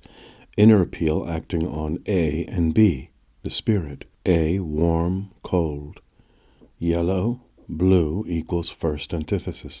Two movements. Number 1, horizontal, towards the spectator, away from the spectator, bodily and spiritual. Yellow-blue, example, and concentric. X and concentric. B, light-dark, white-black equals second antithesis.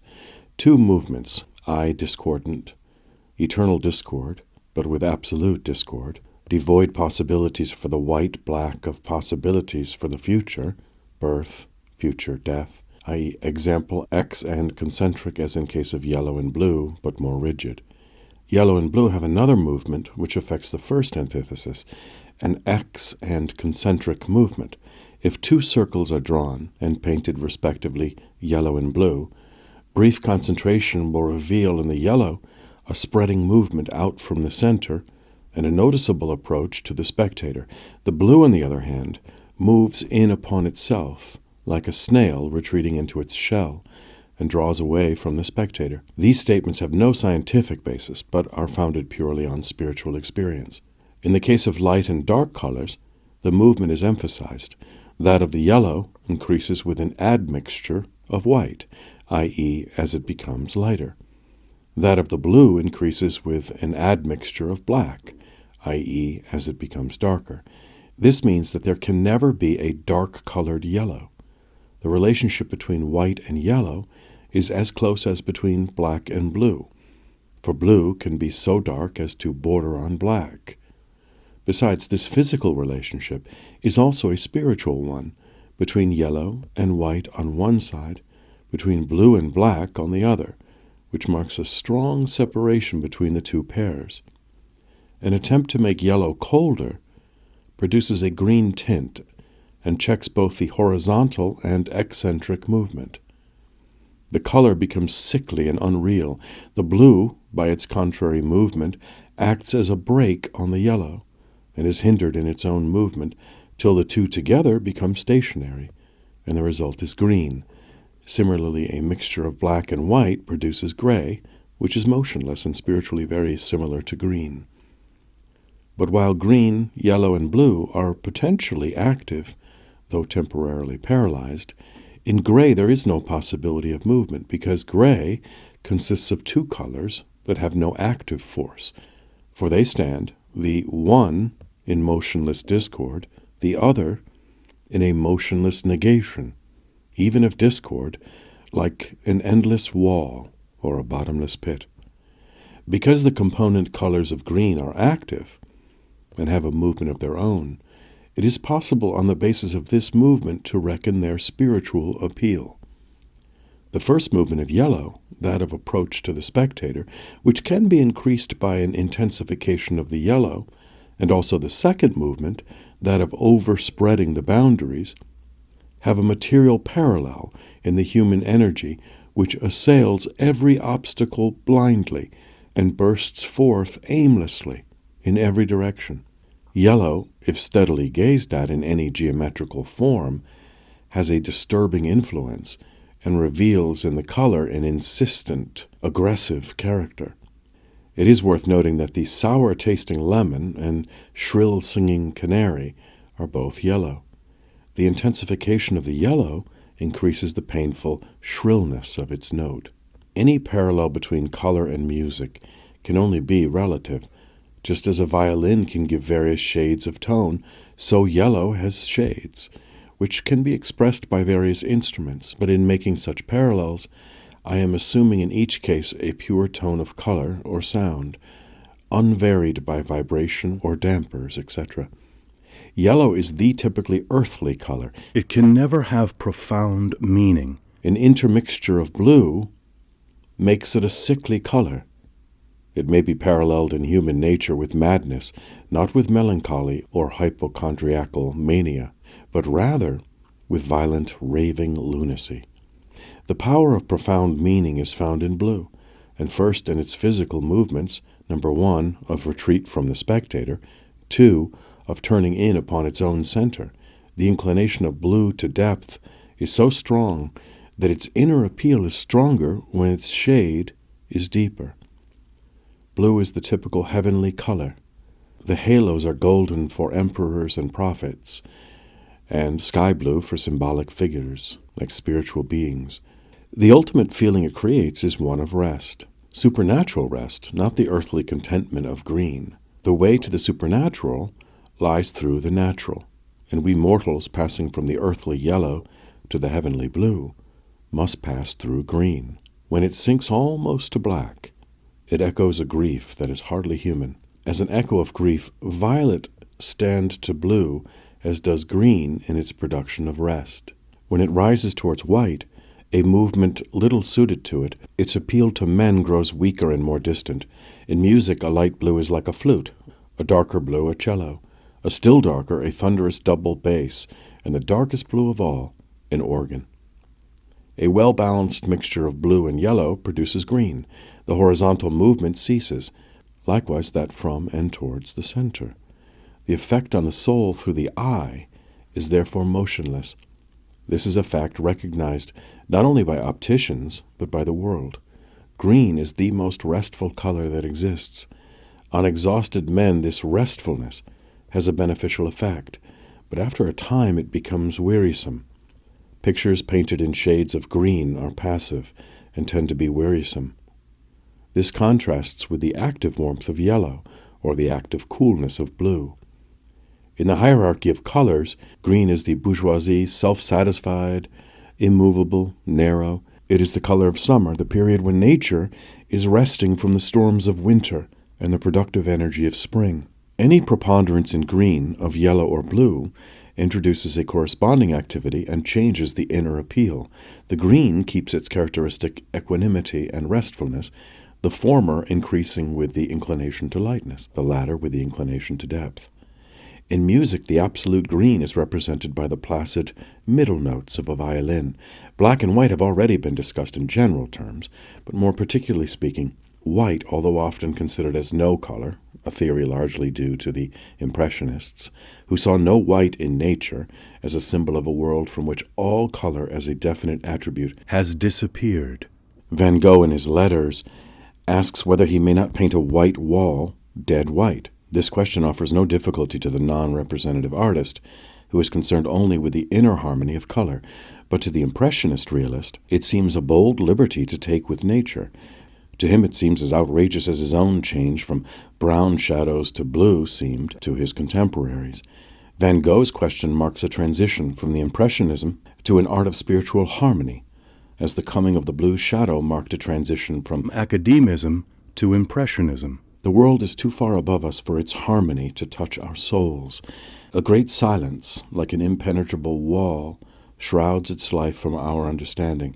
White, therefore, has this harmony of silence, which works upon us negatively. Like many pauses in music that break temporarily the melody, it is not a dead silence, but one pregnant with possibilities. White has the appeal of the nothingness that is before birth, of the world in the Ice Age, a totally dead silence. On the other hand, silence with no possibilities has the inner harmony of black.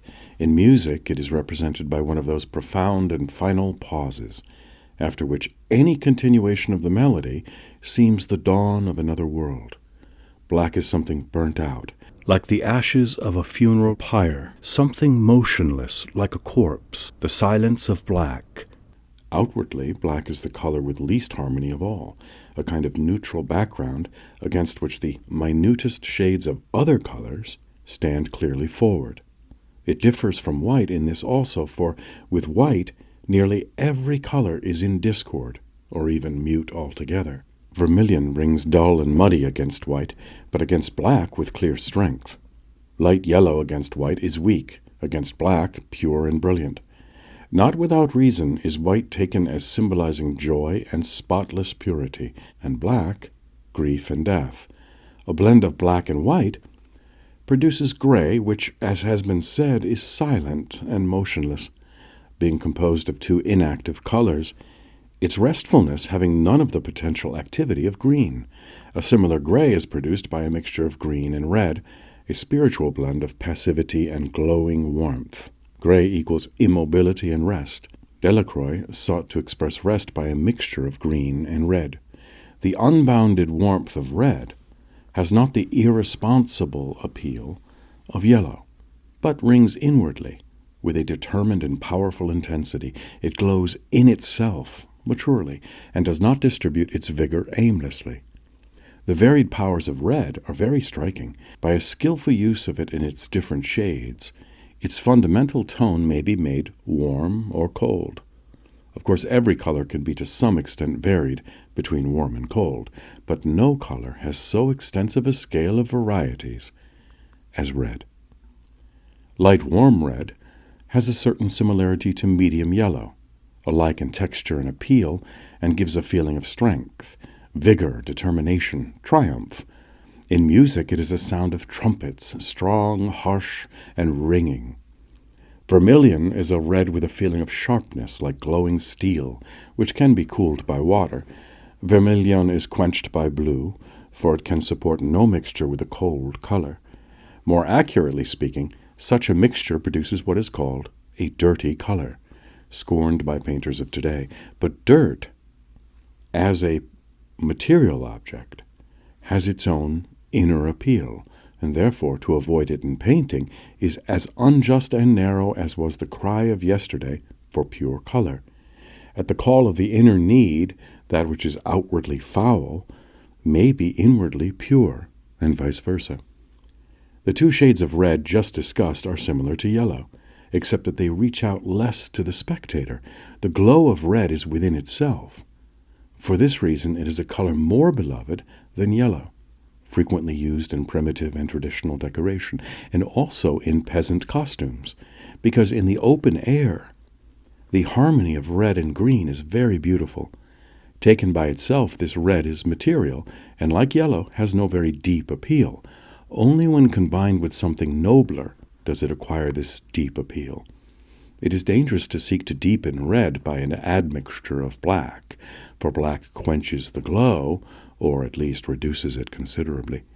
But there remains brown, unemotional, disinclined for movement. An admixture of red is outwardly barely audible, but there rings out a powerful inner harmony. Skillful blending can produce an inner appeal of extraordinary, indescribable beauty. The vermilion now rings like a great trumpet, or thunders like a drum. Cool red, or madder, like any other fundamentally cold color, can be deepened, especially by an intermixture of azure. The character of the color changes. The inward glow increases, the active element gradually disappears. But this active element is never so wholly absent as in deep green. There always remains a hint of renewed vigor, something out of sight, something for a certain moment to burst forth afresh. In this lies the great difference between a deepened red and a deepened blue, because in red there is always a trance of the material. A parallel in music are the sad middle tones of a cello. A cold, light red contains a very distinct bodily or material element, but it is always pure, like the fresh beauty of the face of a young girl. The singing notes of a violin express this exactly in music. Warm red, intensified by a suitable yellow, is orange. This blend brings red almost to the point of spreading out towards the spectator, but the element of red is always sufficiently strong to keep the color from flippancy. Orange is like a man convinced of his own powers. Its note is that of the angelus, or of an old violin. Just as orange is red brought nearer to humanity by yellow, so violet is red withdrawn from humanity by blue. But the red in violet must be cold, for the spiritual need does not allow of a mixture of warm red with cold blue.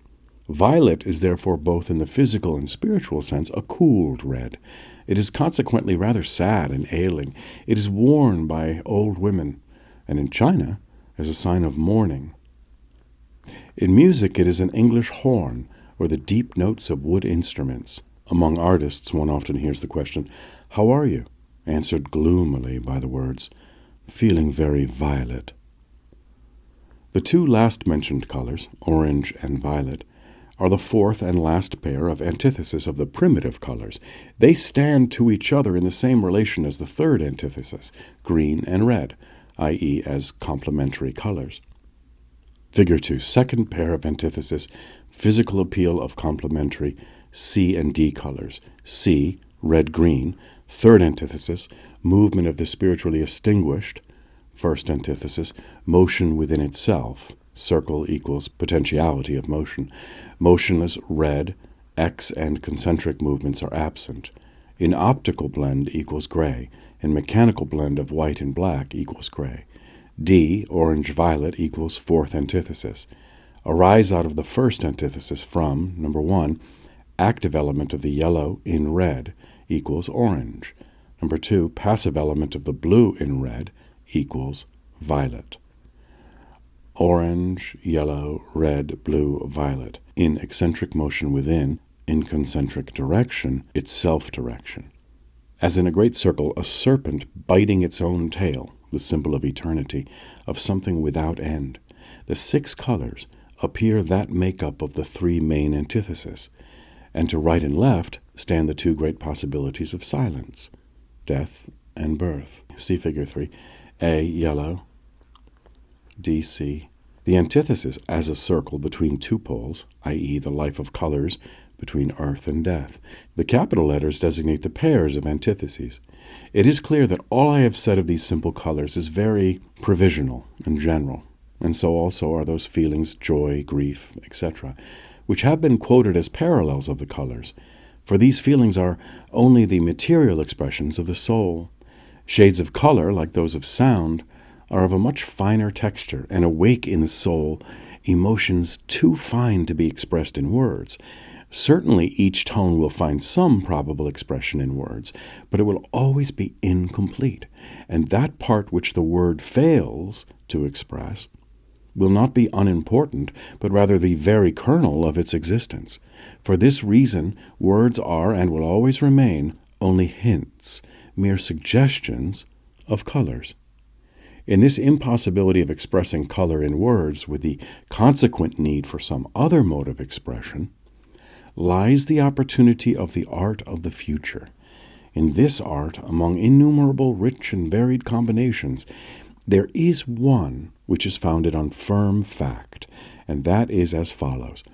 The actual expression of color can be achieved simultaneously by several forms of art, each art playing its separate part, and producing a whole which exceeds in richness and force any expression attainable by one art alone. The immense possibilities of depth and strength to be gained by combination or by discord between the various arts can be easily realized. It is often said that admission of the possibility of one art helping another amounts to a denial of the necessary differences between the arts. This is, however, not the case. As has been said, an absolutely similar inner appeal cannot be achieved by 2 different arts. Even if it were possible, the second version would differ at least outwardly. But suppose this were not the case, that is to say, suppose a repetition of the same appeal, exactly alike both outwardly and inwardly, could be achieved by different arts. Such repetition would not be merely superfluous. To begin with, different people find sympathy in different forms of art, alike on the active and passive side among the creators or the receivers of the appeal. But further and more important, repetition of the same appeal thickens the spiritual atmosphere which is necessary for the maturing of the finest feelings in the same way as the hot air of a greenhouse is necessary for the ripening of certain fruit. An example of this is the case of the individual who receives a powerful impression from constantly repeated actions, thoughts, or feelings, although if they came singly, they might have passed by unnoticed. This idea forms, of course, the fundamental reason for advertisement. We must not, however, apply this rule only to the simple examples of the spiritual atmosphere, for this atmosphere is like air, which can be either pure or filled with various alien elements. Not only visible actions, thoughts and feelings with outward expression make up this atmosphere, but secret happenings of which no one knows, unspoken thoughts, hidden feelings, are also elements in it. Suicide, murder, violence, low and unworthy thoughts, hate, hostility, egotism, envy, narrow patriotism, partisanship, are elements in the spiritual atmosphere. Epidemics of suicide or a violent warlike feeling, etc., are products of this impure atmosphere. And conversely, self-sacrifice, mutual help, lofty thoughts, love, unselfishness, joy in the success of others, humanity, justness, are the elements which slay those already enumerated as the sun slays the microbes and restore the atmosphere to purity. These elements likewise have their historical periods. The second and more complicated form of repetition is that in which several different elements make mutual use of different forms. In our case, these elements are the different arts summed up in the art of the future, and this form of repetition is even more powerful, for the different natures of men respond to the different elements in the combination. For one, the musical form is the most moving and impressive. For another, the pictorial.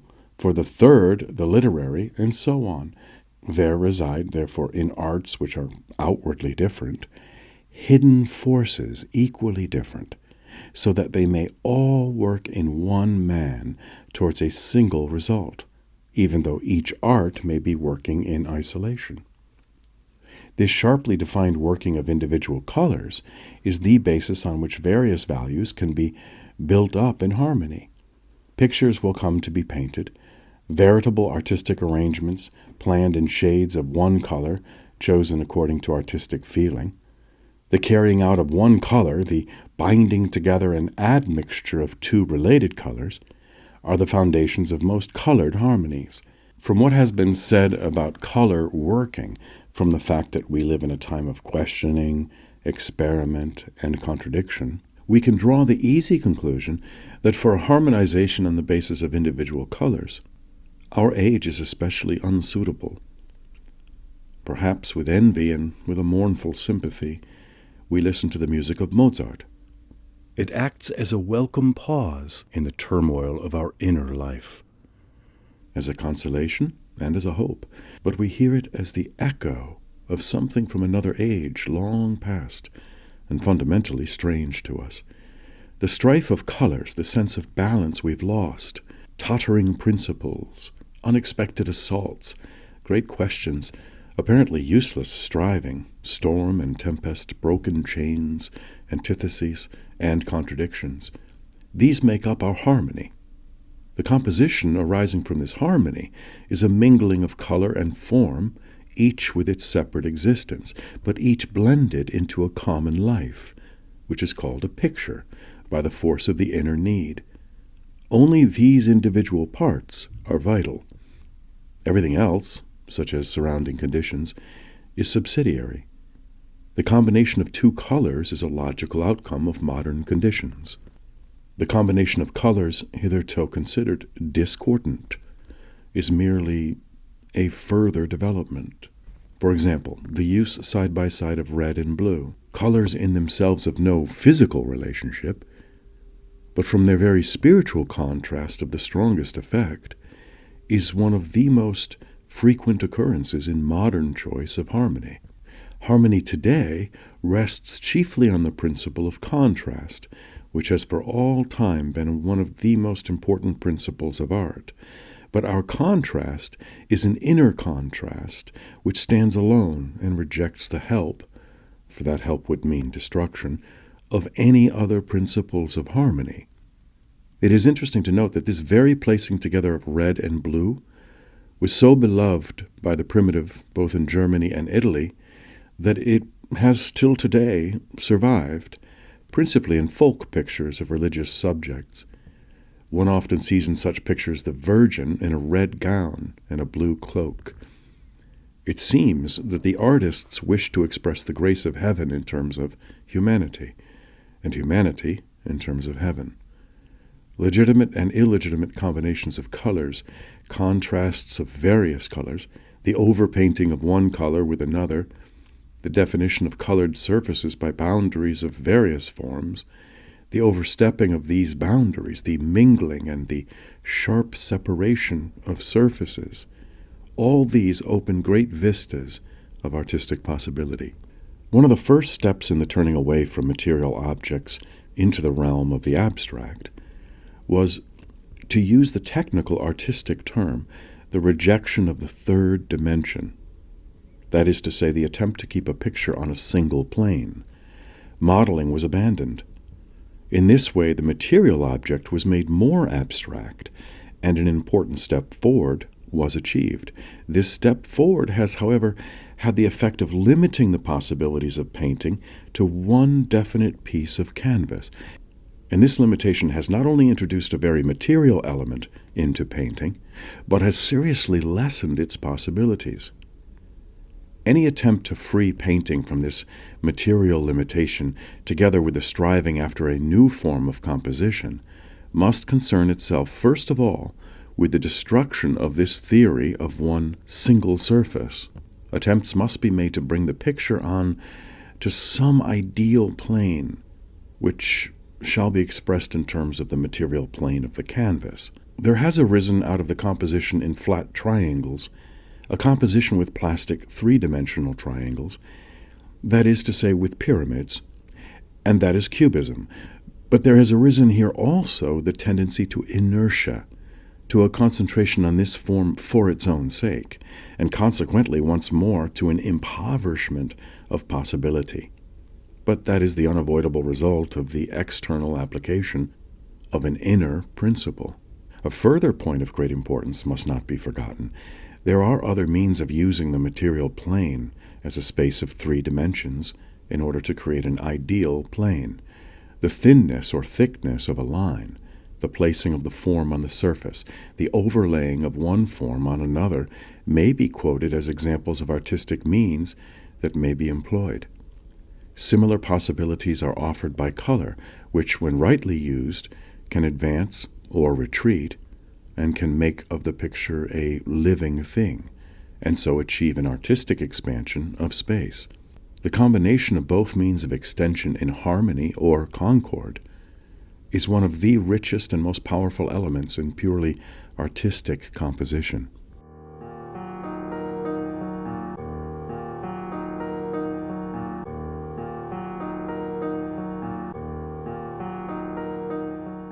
Theory. From the nature of modern harmony, it results that never has there been a time when it was more difficult than it is today to formulate a complete theory or to lay down a firm artistic basis. Attempts have been made. Once more, emphasis must be laid on the parallel with music. For example, Tendences Nouvelles, number 35, Henri Ravel. The laws of harmony are the same for painting and music.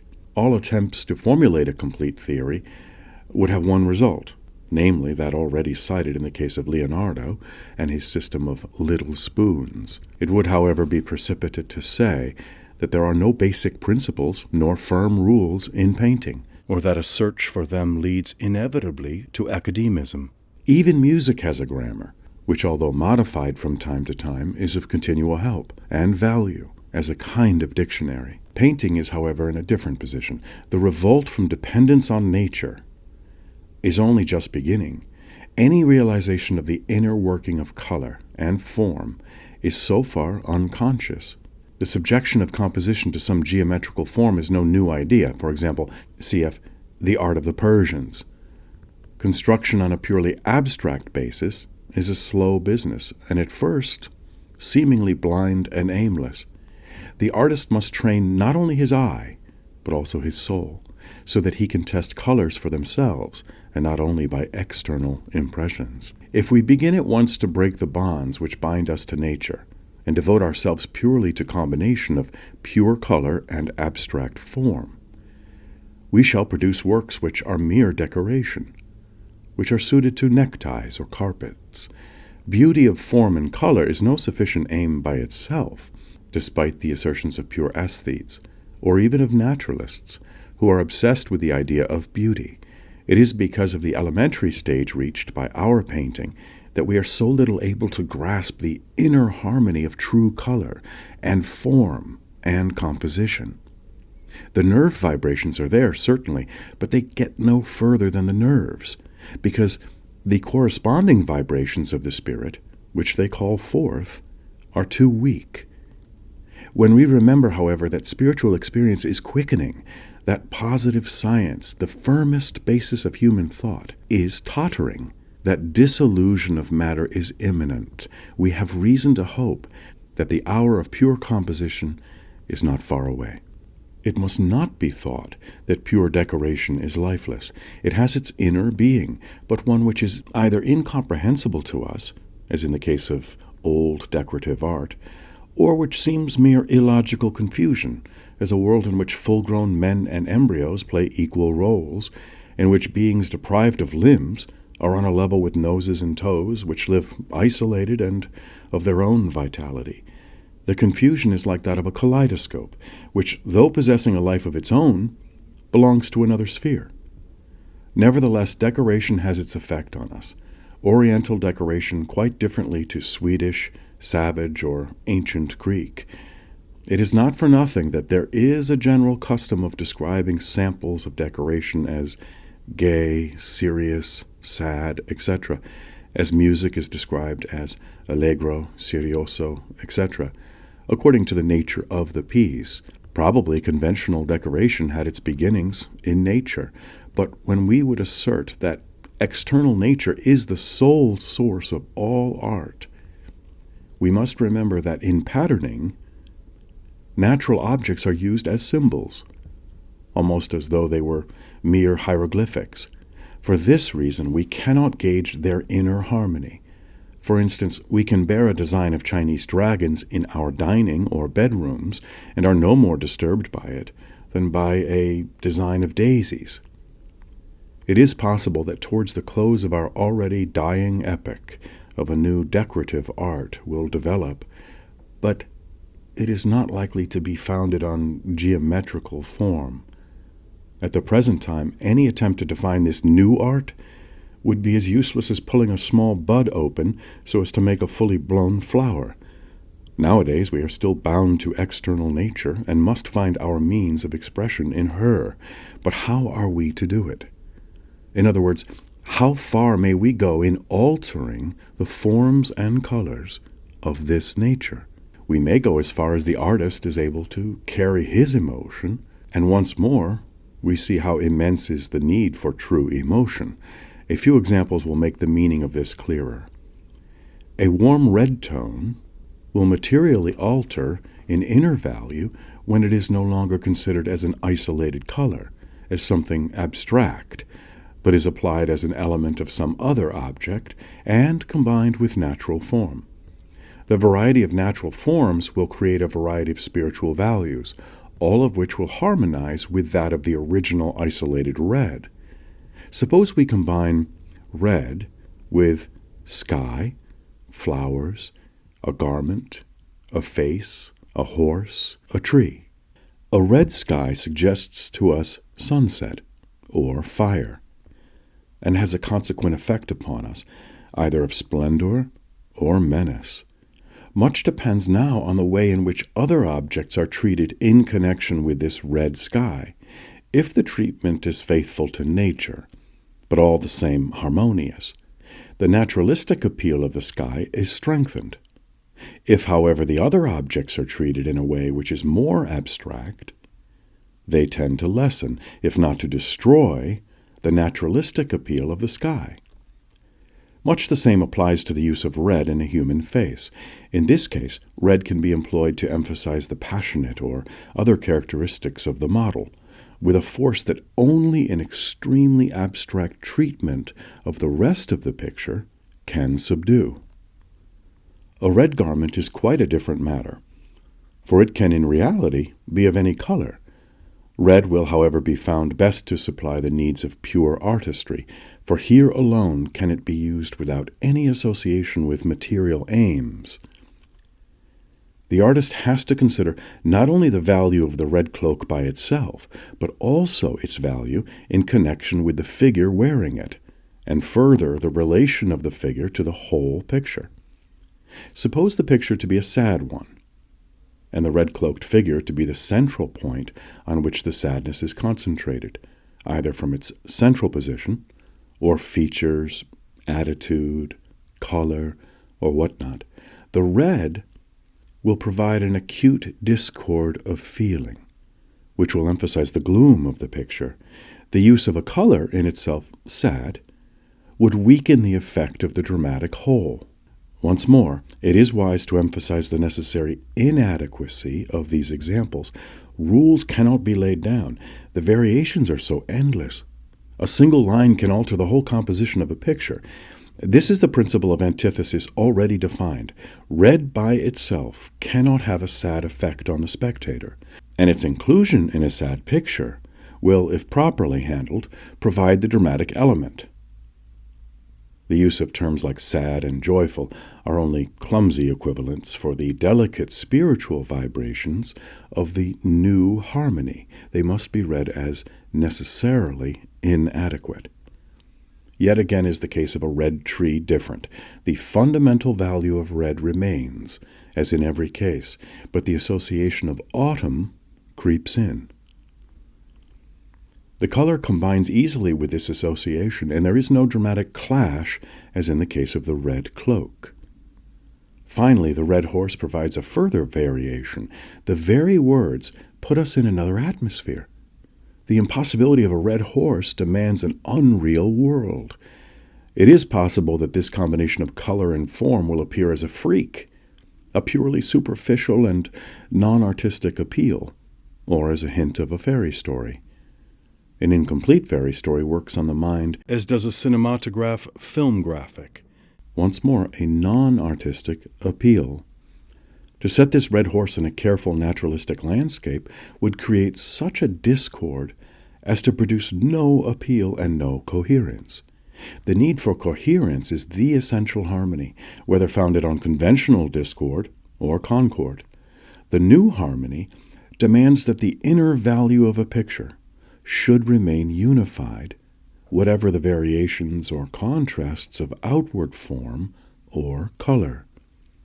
The elements of the new art are to be found, therefore, in the inner and not the outer qualities of nature.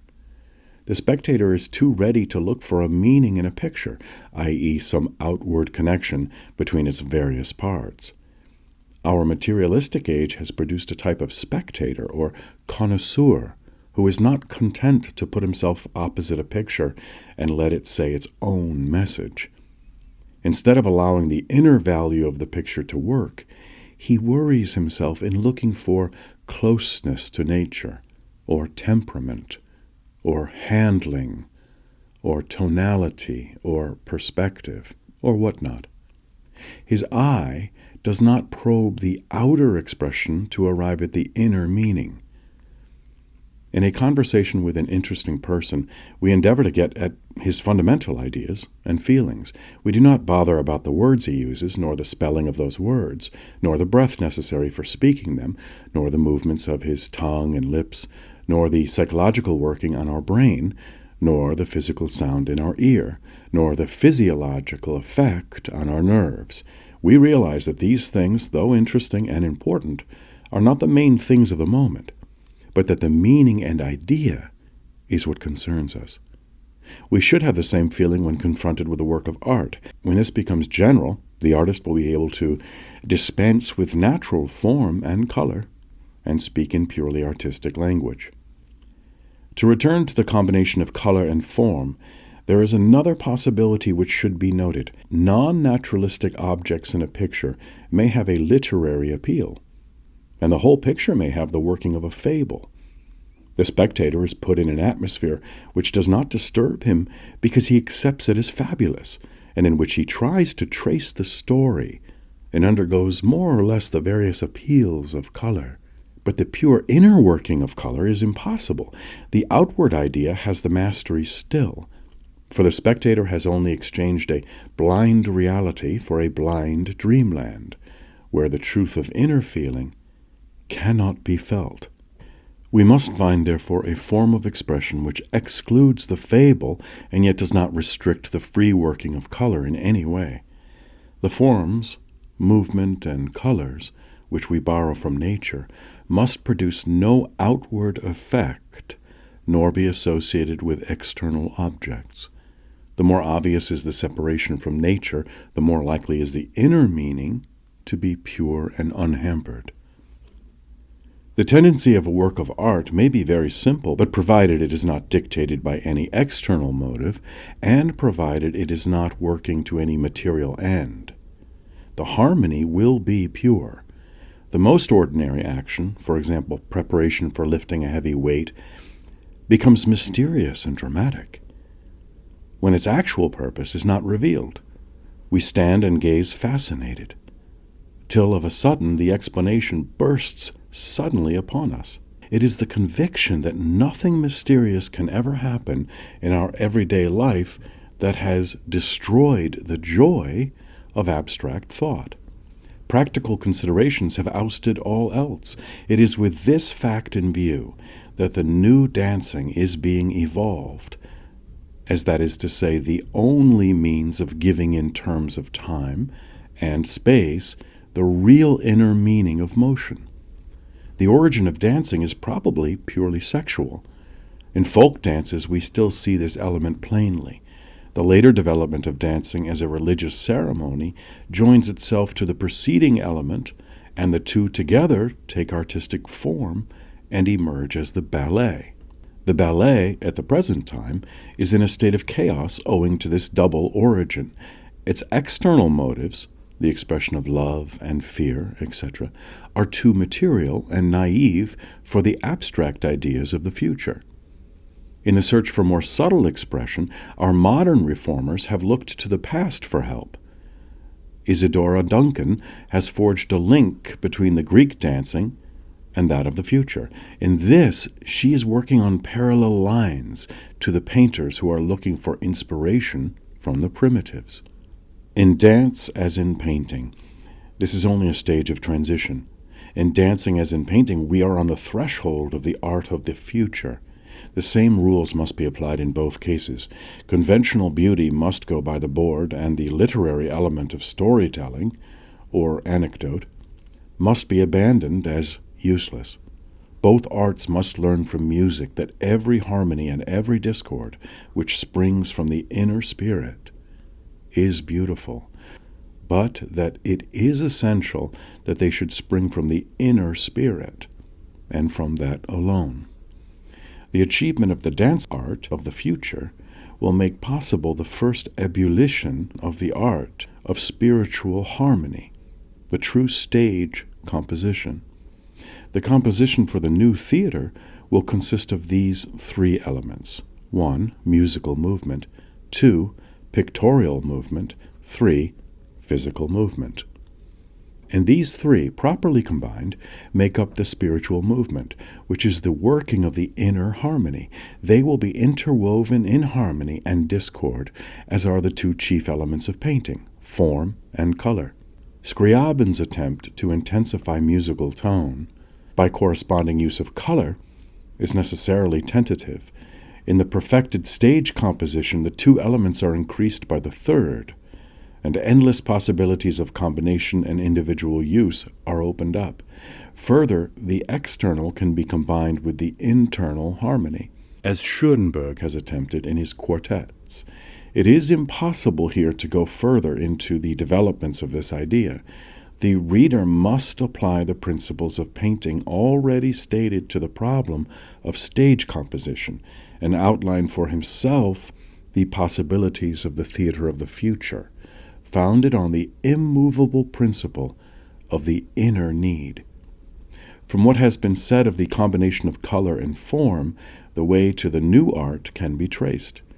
This way lies today between two dangers. On the one hand is the totally arbitrary application of color to geometrical form, pure patterning. On the other hand is the more naturalistic use of color in bodily form, pure fantasy. Either of these alternatives may in their turn be exaggerated. Everything is at the artist's disposal, and the freedom of today has at once its dangers and its possibilities. We may be present at the conception of a new great epoch, or we may see the opportunity squandered in aimless extravagance. That art is above nature is no new discovery. New principles do not fall from heaven, but are logically, if indirectly, connected with past and future. What is important to us is the momentary position of the principle and how best it can be used. It must not be employed forcibly. But if the artist tunes his soul to this note, the sound will ring in his work of itself. The emancipation of today must advance on the lines of the inner need. It is hampered at present by external form, and as that is thrown aside, there arises as the aim of composition construction. The search for constructive form has produced cubism, in which natural form is often forcibly subjected to geometrical construction, a process which tends to hamper the abstract by the concrete and spoil the concrete by the abstract. The harmony of the new art demands a more subtle construction than this, something that appeals less to the eye and more to the soul. This concealed construction may arise from an apparently fortuitous selection of forms on the canvas.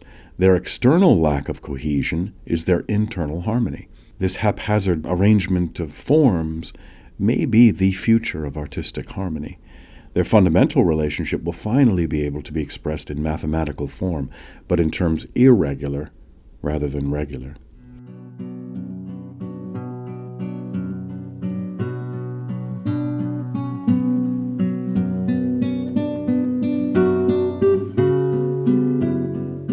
Art and artists. The work of art is born of the artist in a mysterious and secret way. From him it gains life and being, nor is its existence casual and inconsequent, but it has a definite and purposeful strength, alike in its material and spiritual life. It exists and has power to create spiritual atmosphere, and from this inner standpoint, one judges whether it is a good work of art or a bad one.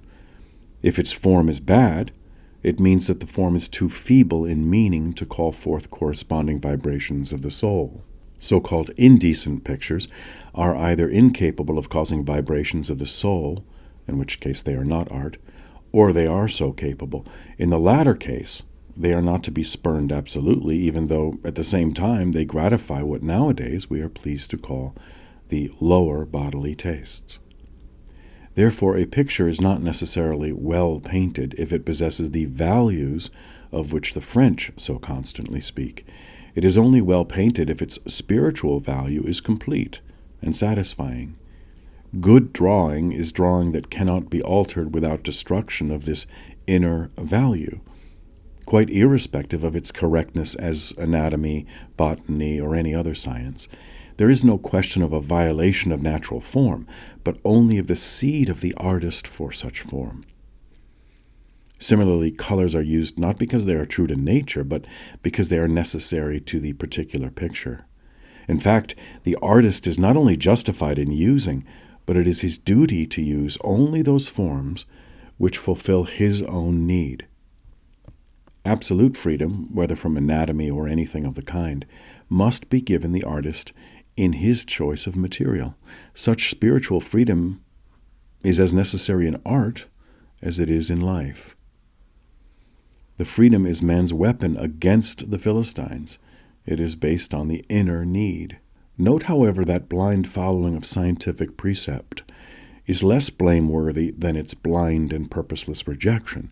The former produces at least an imitation of material objects, which may be of some use. Plainly, an imitation of nature, if made by the hand of an artist, is not a pure reproduction. The voice of the soul will in some degree at least make itself heard. As contrasts, one may quote a landscape of Canaletto and those sadly famous heads by Denner. The latter is an artistic betrayal and brings confusion in its train. The former leaves the spiritual atmosphere empty. The latter poisons it. Painting is an art, and art is not vague production, transitory and isolated, but a power which must be directed to the improvement and refinement of the human soul, to, in fact, the raising of the spiritual triangle. If art refrains from doing this work, a chasm remains unbridged, for no other power can take the place of art in this activity. And at times, when the human soul is gaining greater strength, art will also grow in power, for the two are inextricably connected and complementary one to the other. Conversely, at those times when the soul tends to be choked by material disbelief, art becomes purposeless, and talk is heard that art exists for art's sake alone. This cry, art for art's sake, is really the best ideal such an age can attain to. It is an unconscious protest against materialism, against the demand that everything should have a use and practical value. It is further proof of the indestructibility of art and of the human soul, which can never be killed, but only temporarily smothered. Then is the bond between art and the soul, as it were, drugged into unconsciousness. The artist and the spectator drift apart, till finally the latter turns his back on the former, or regards him as a juggler whose skill and dexterity are worthy of applause. It is very important for the artist to gauge his position aright, to realize that he has a duty to his art and to himself, that he is not king of the castle, but rather a servant of a nobler purpose. He must search deeply into his own soul, develop and tend it, so that his art has something to clothe and does not remain a glove without a hand. The artist must have something to say, for mastery over form is not his goal, but rather the adapting of form to its inner meaning. Naturally, this does not mean that the artist is to instill forcibly into his work some deliberate meaning. As has been said, the generation of a work of art is a mystery. So long as artistry exists, there's no need of theory or logic to direct the painter's action. The inner voice of the soul tells him what form he needs, whether inside or outside nature. Every artist knows, who works with feeling, how suddenly the right form flashes upon him. Backlund said that a true work of art must be like an inspiration, that actual painting, composition, etc., are not the steps by which the artist reaches self-expression. The artist is not born to a life of pleasure. He must not live idle. He has a hard work to perform, and one which often proves a cross to be borne. He must realize that his every deed, feeling, and thought are raw, but sure material from which his work is to arise. That he is free in art, but not in life. The artist has a triple responsibility to the non-artists. Number one, he must repay the talent which he has. 2, his deeds, feelings, and thoughts, as those of every man, create a spiritual atmosphere which is either pure or poisonous. 3, these deeds and thoughts are materials for his creations, which themselves exercise influence on the spiritual atmosphere. The artist is not only a king, as Paladin says, because he has great power, but also because he has great duties. If the artist be priest of beauty, nevertheless this beauty is to be sought only according to the principle of the inner need, and can be measured only according to the size and intensity of that need. That is beautiful which is produced by the inner need, which springs from the soul. Maeterlinck, one of the first warriors, one of the first modern artists of the soul, says, "There is nothing on earth so curious for beauty or so absorbent of it as a soul. For that reason, few mortal souls withstand the leadership of a soul which gives to them beauty. And this property, the soul, is the oil, which facilitates the slow, scarcely visible, but irresistible movement of the triangle, onwards and upwards."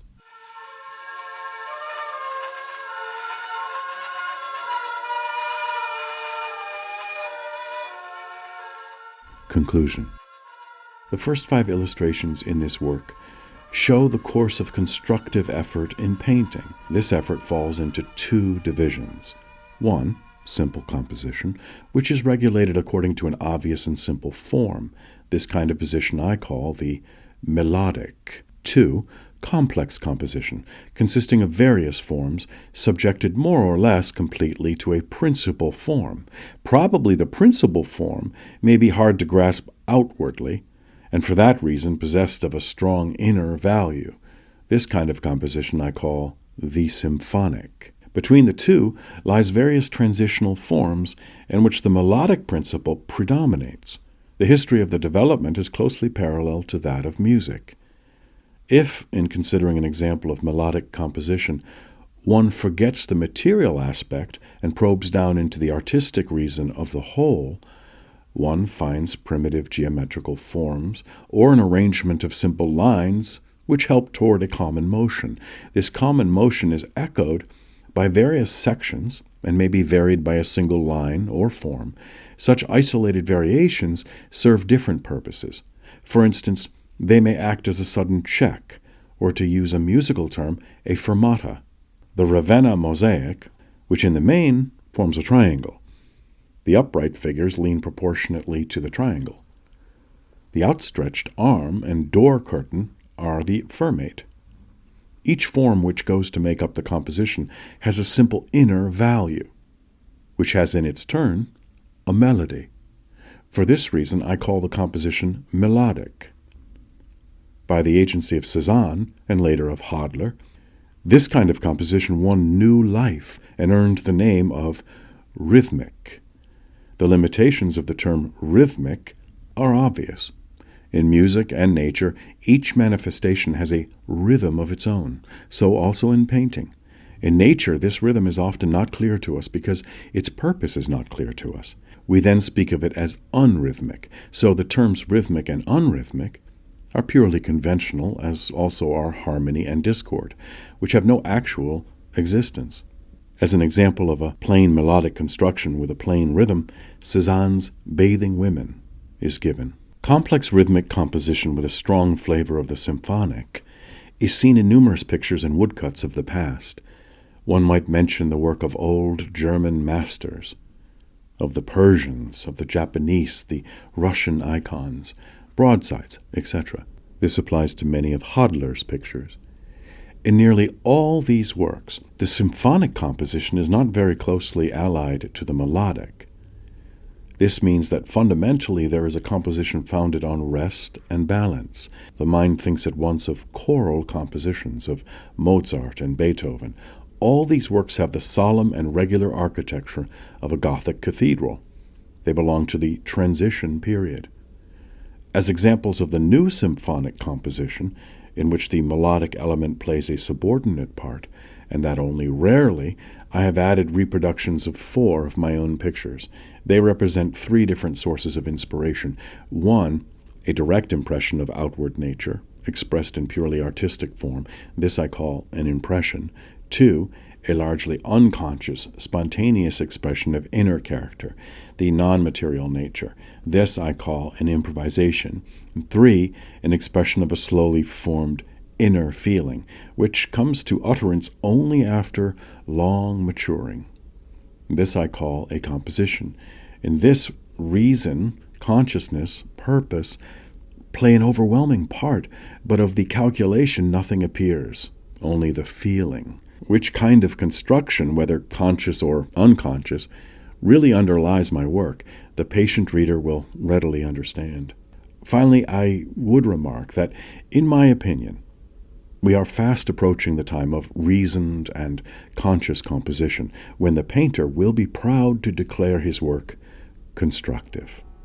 This will be in contrast to the claim of the Impressionists, that they could explain nothing, that their art came upon them by inspiration. We have before us the age of conscious creation, and this new spirit in painting is going hand in hand with the spirit of thought towards an epoch of great spiritual leaders.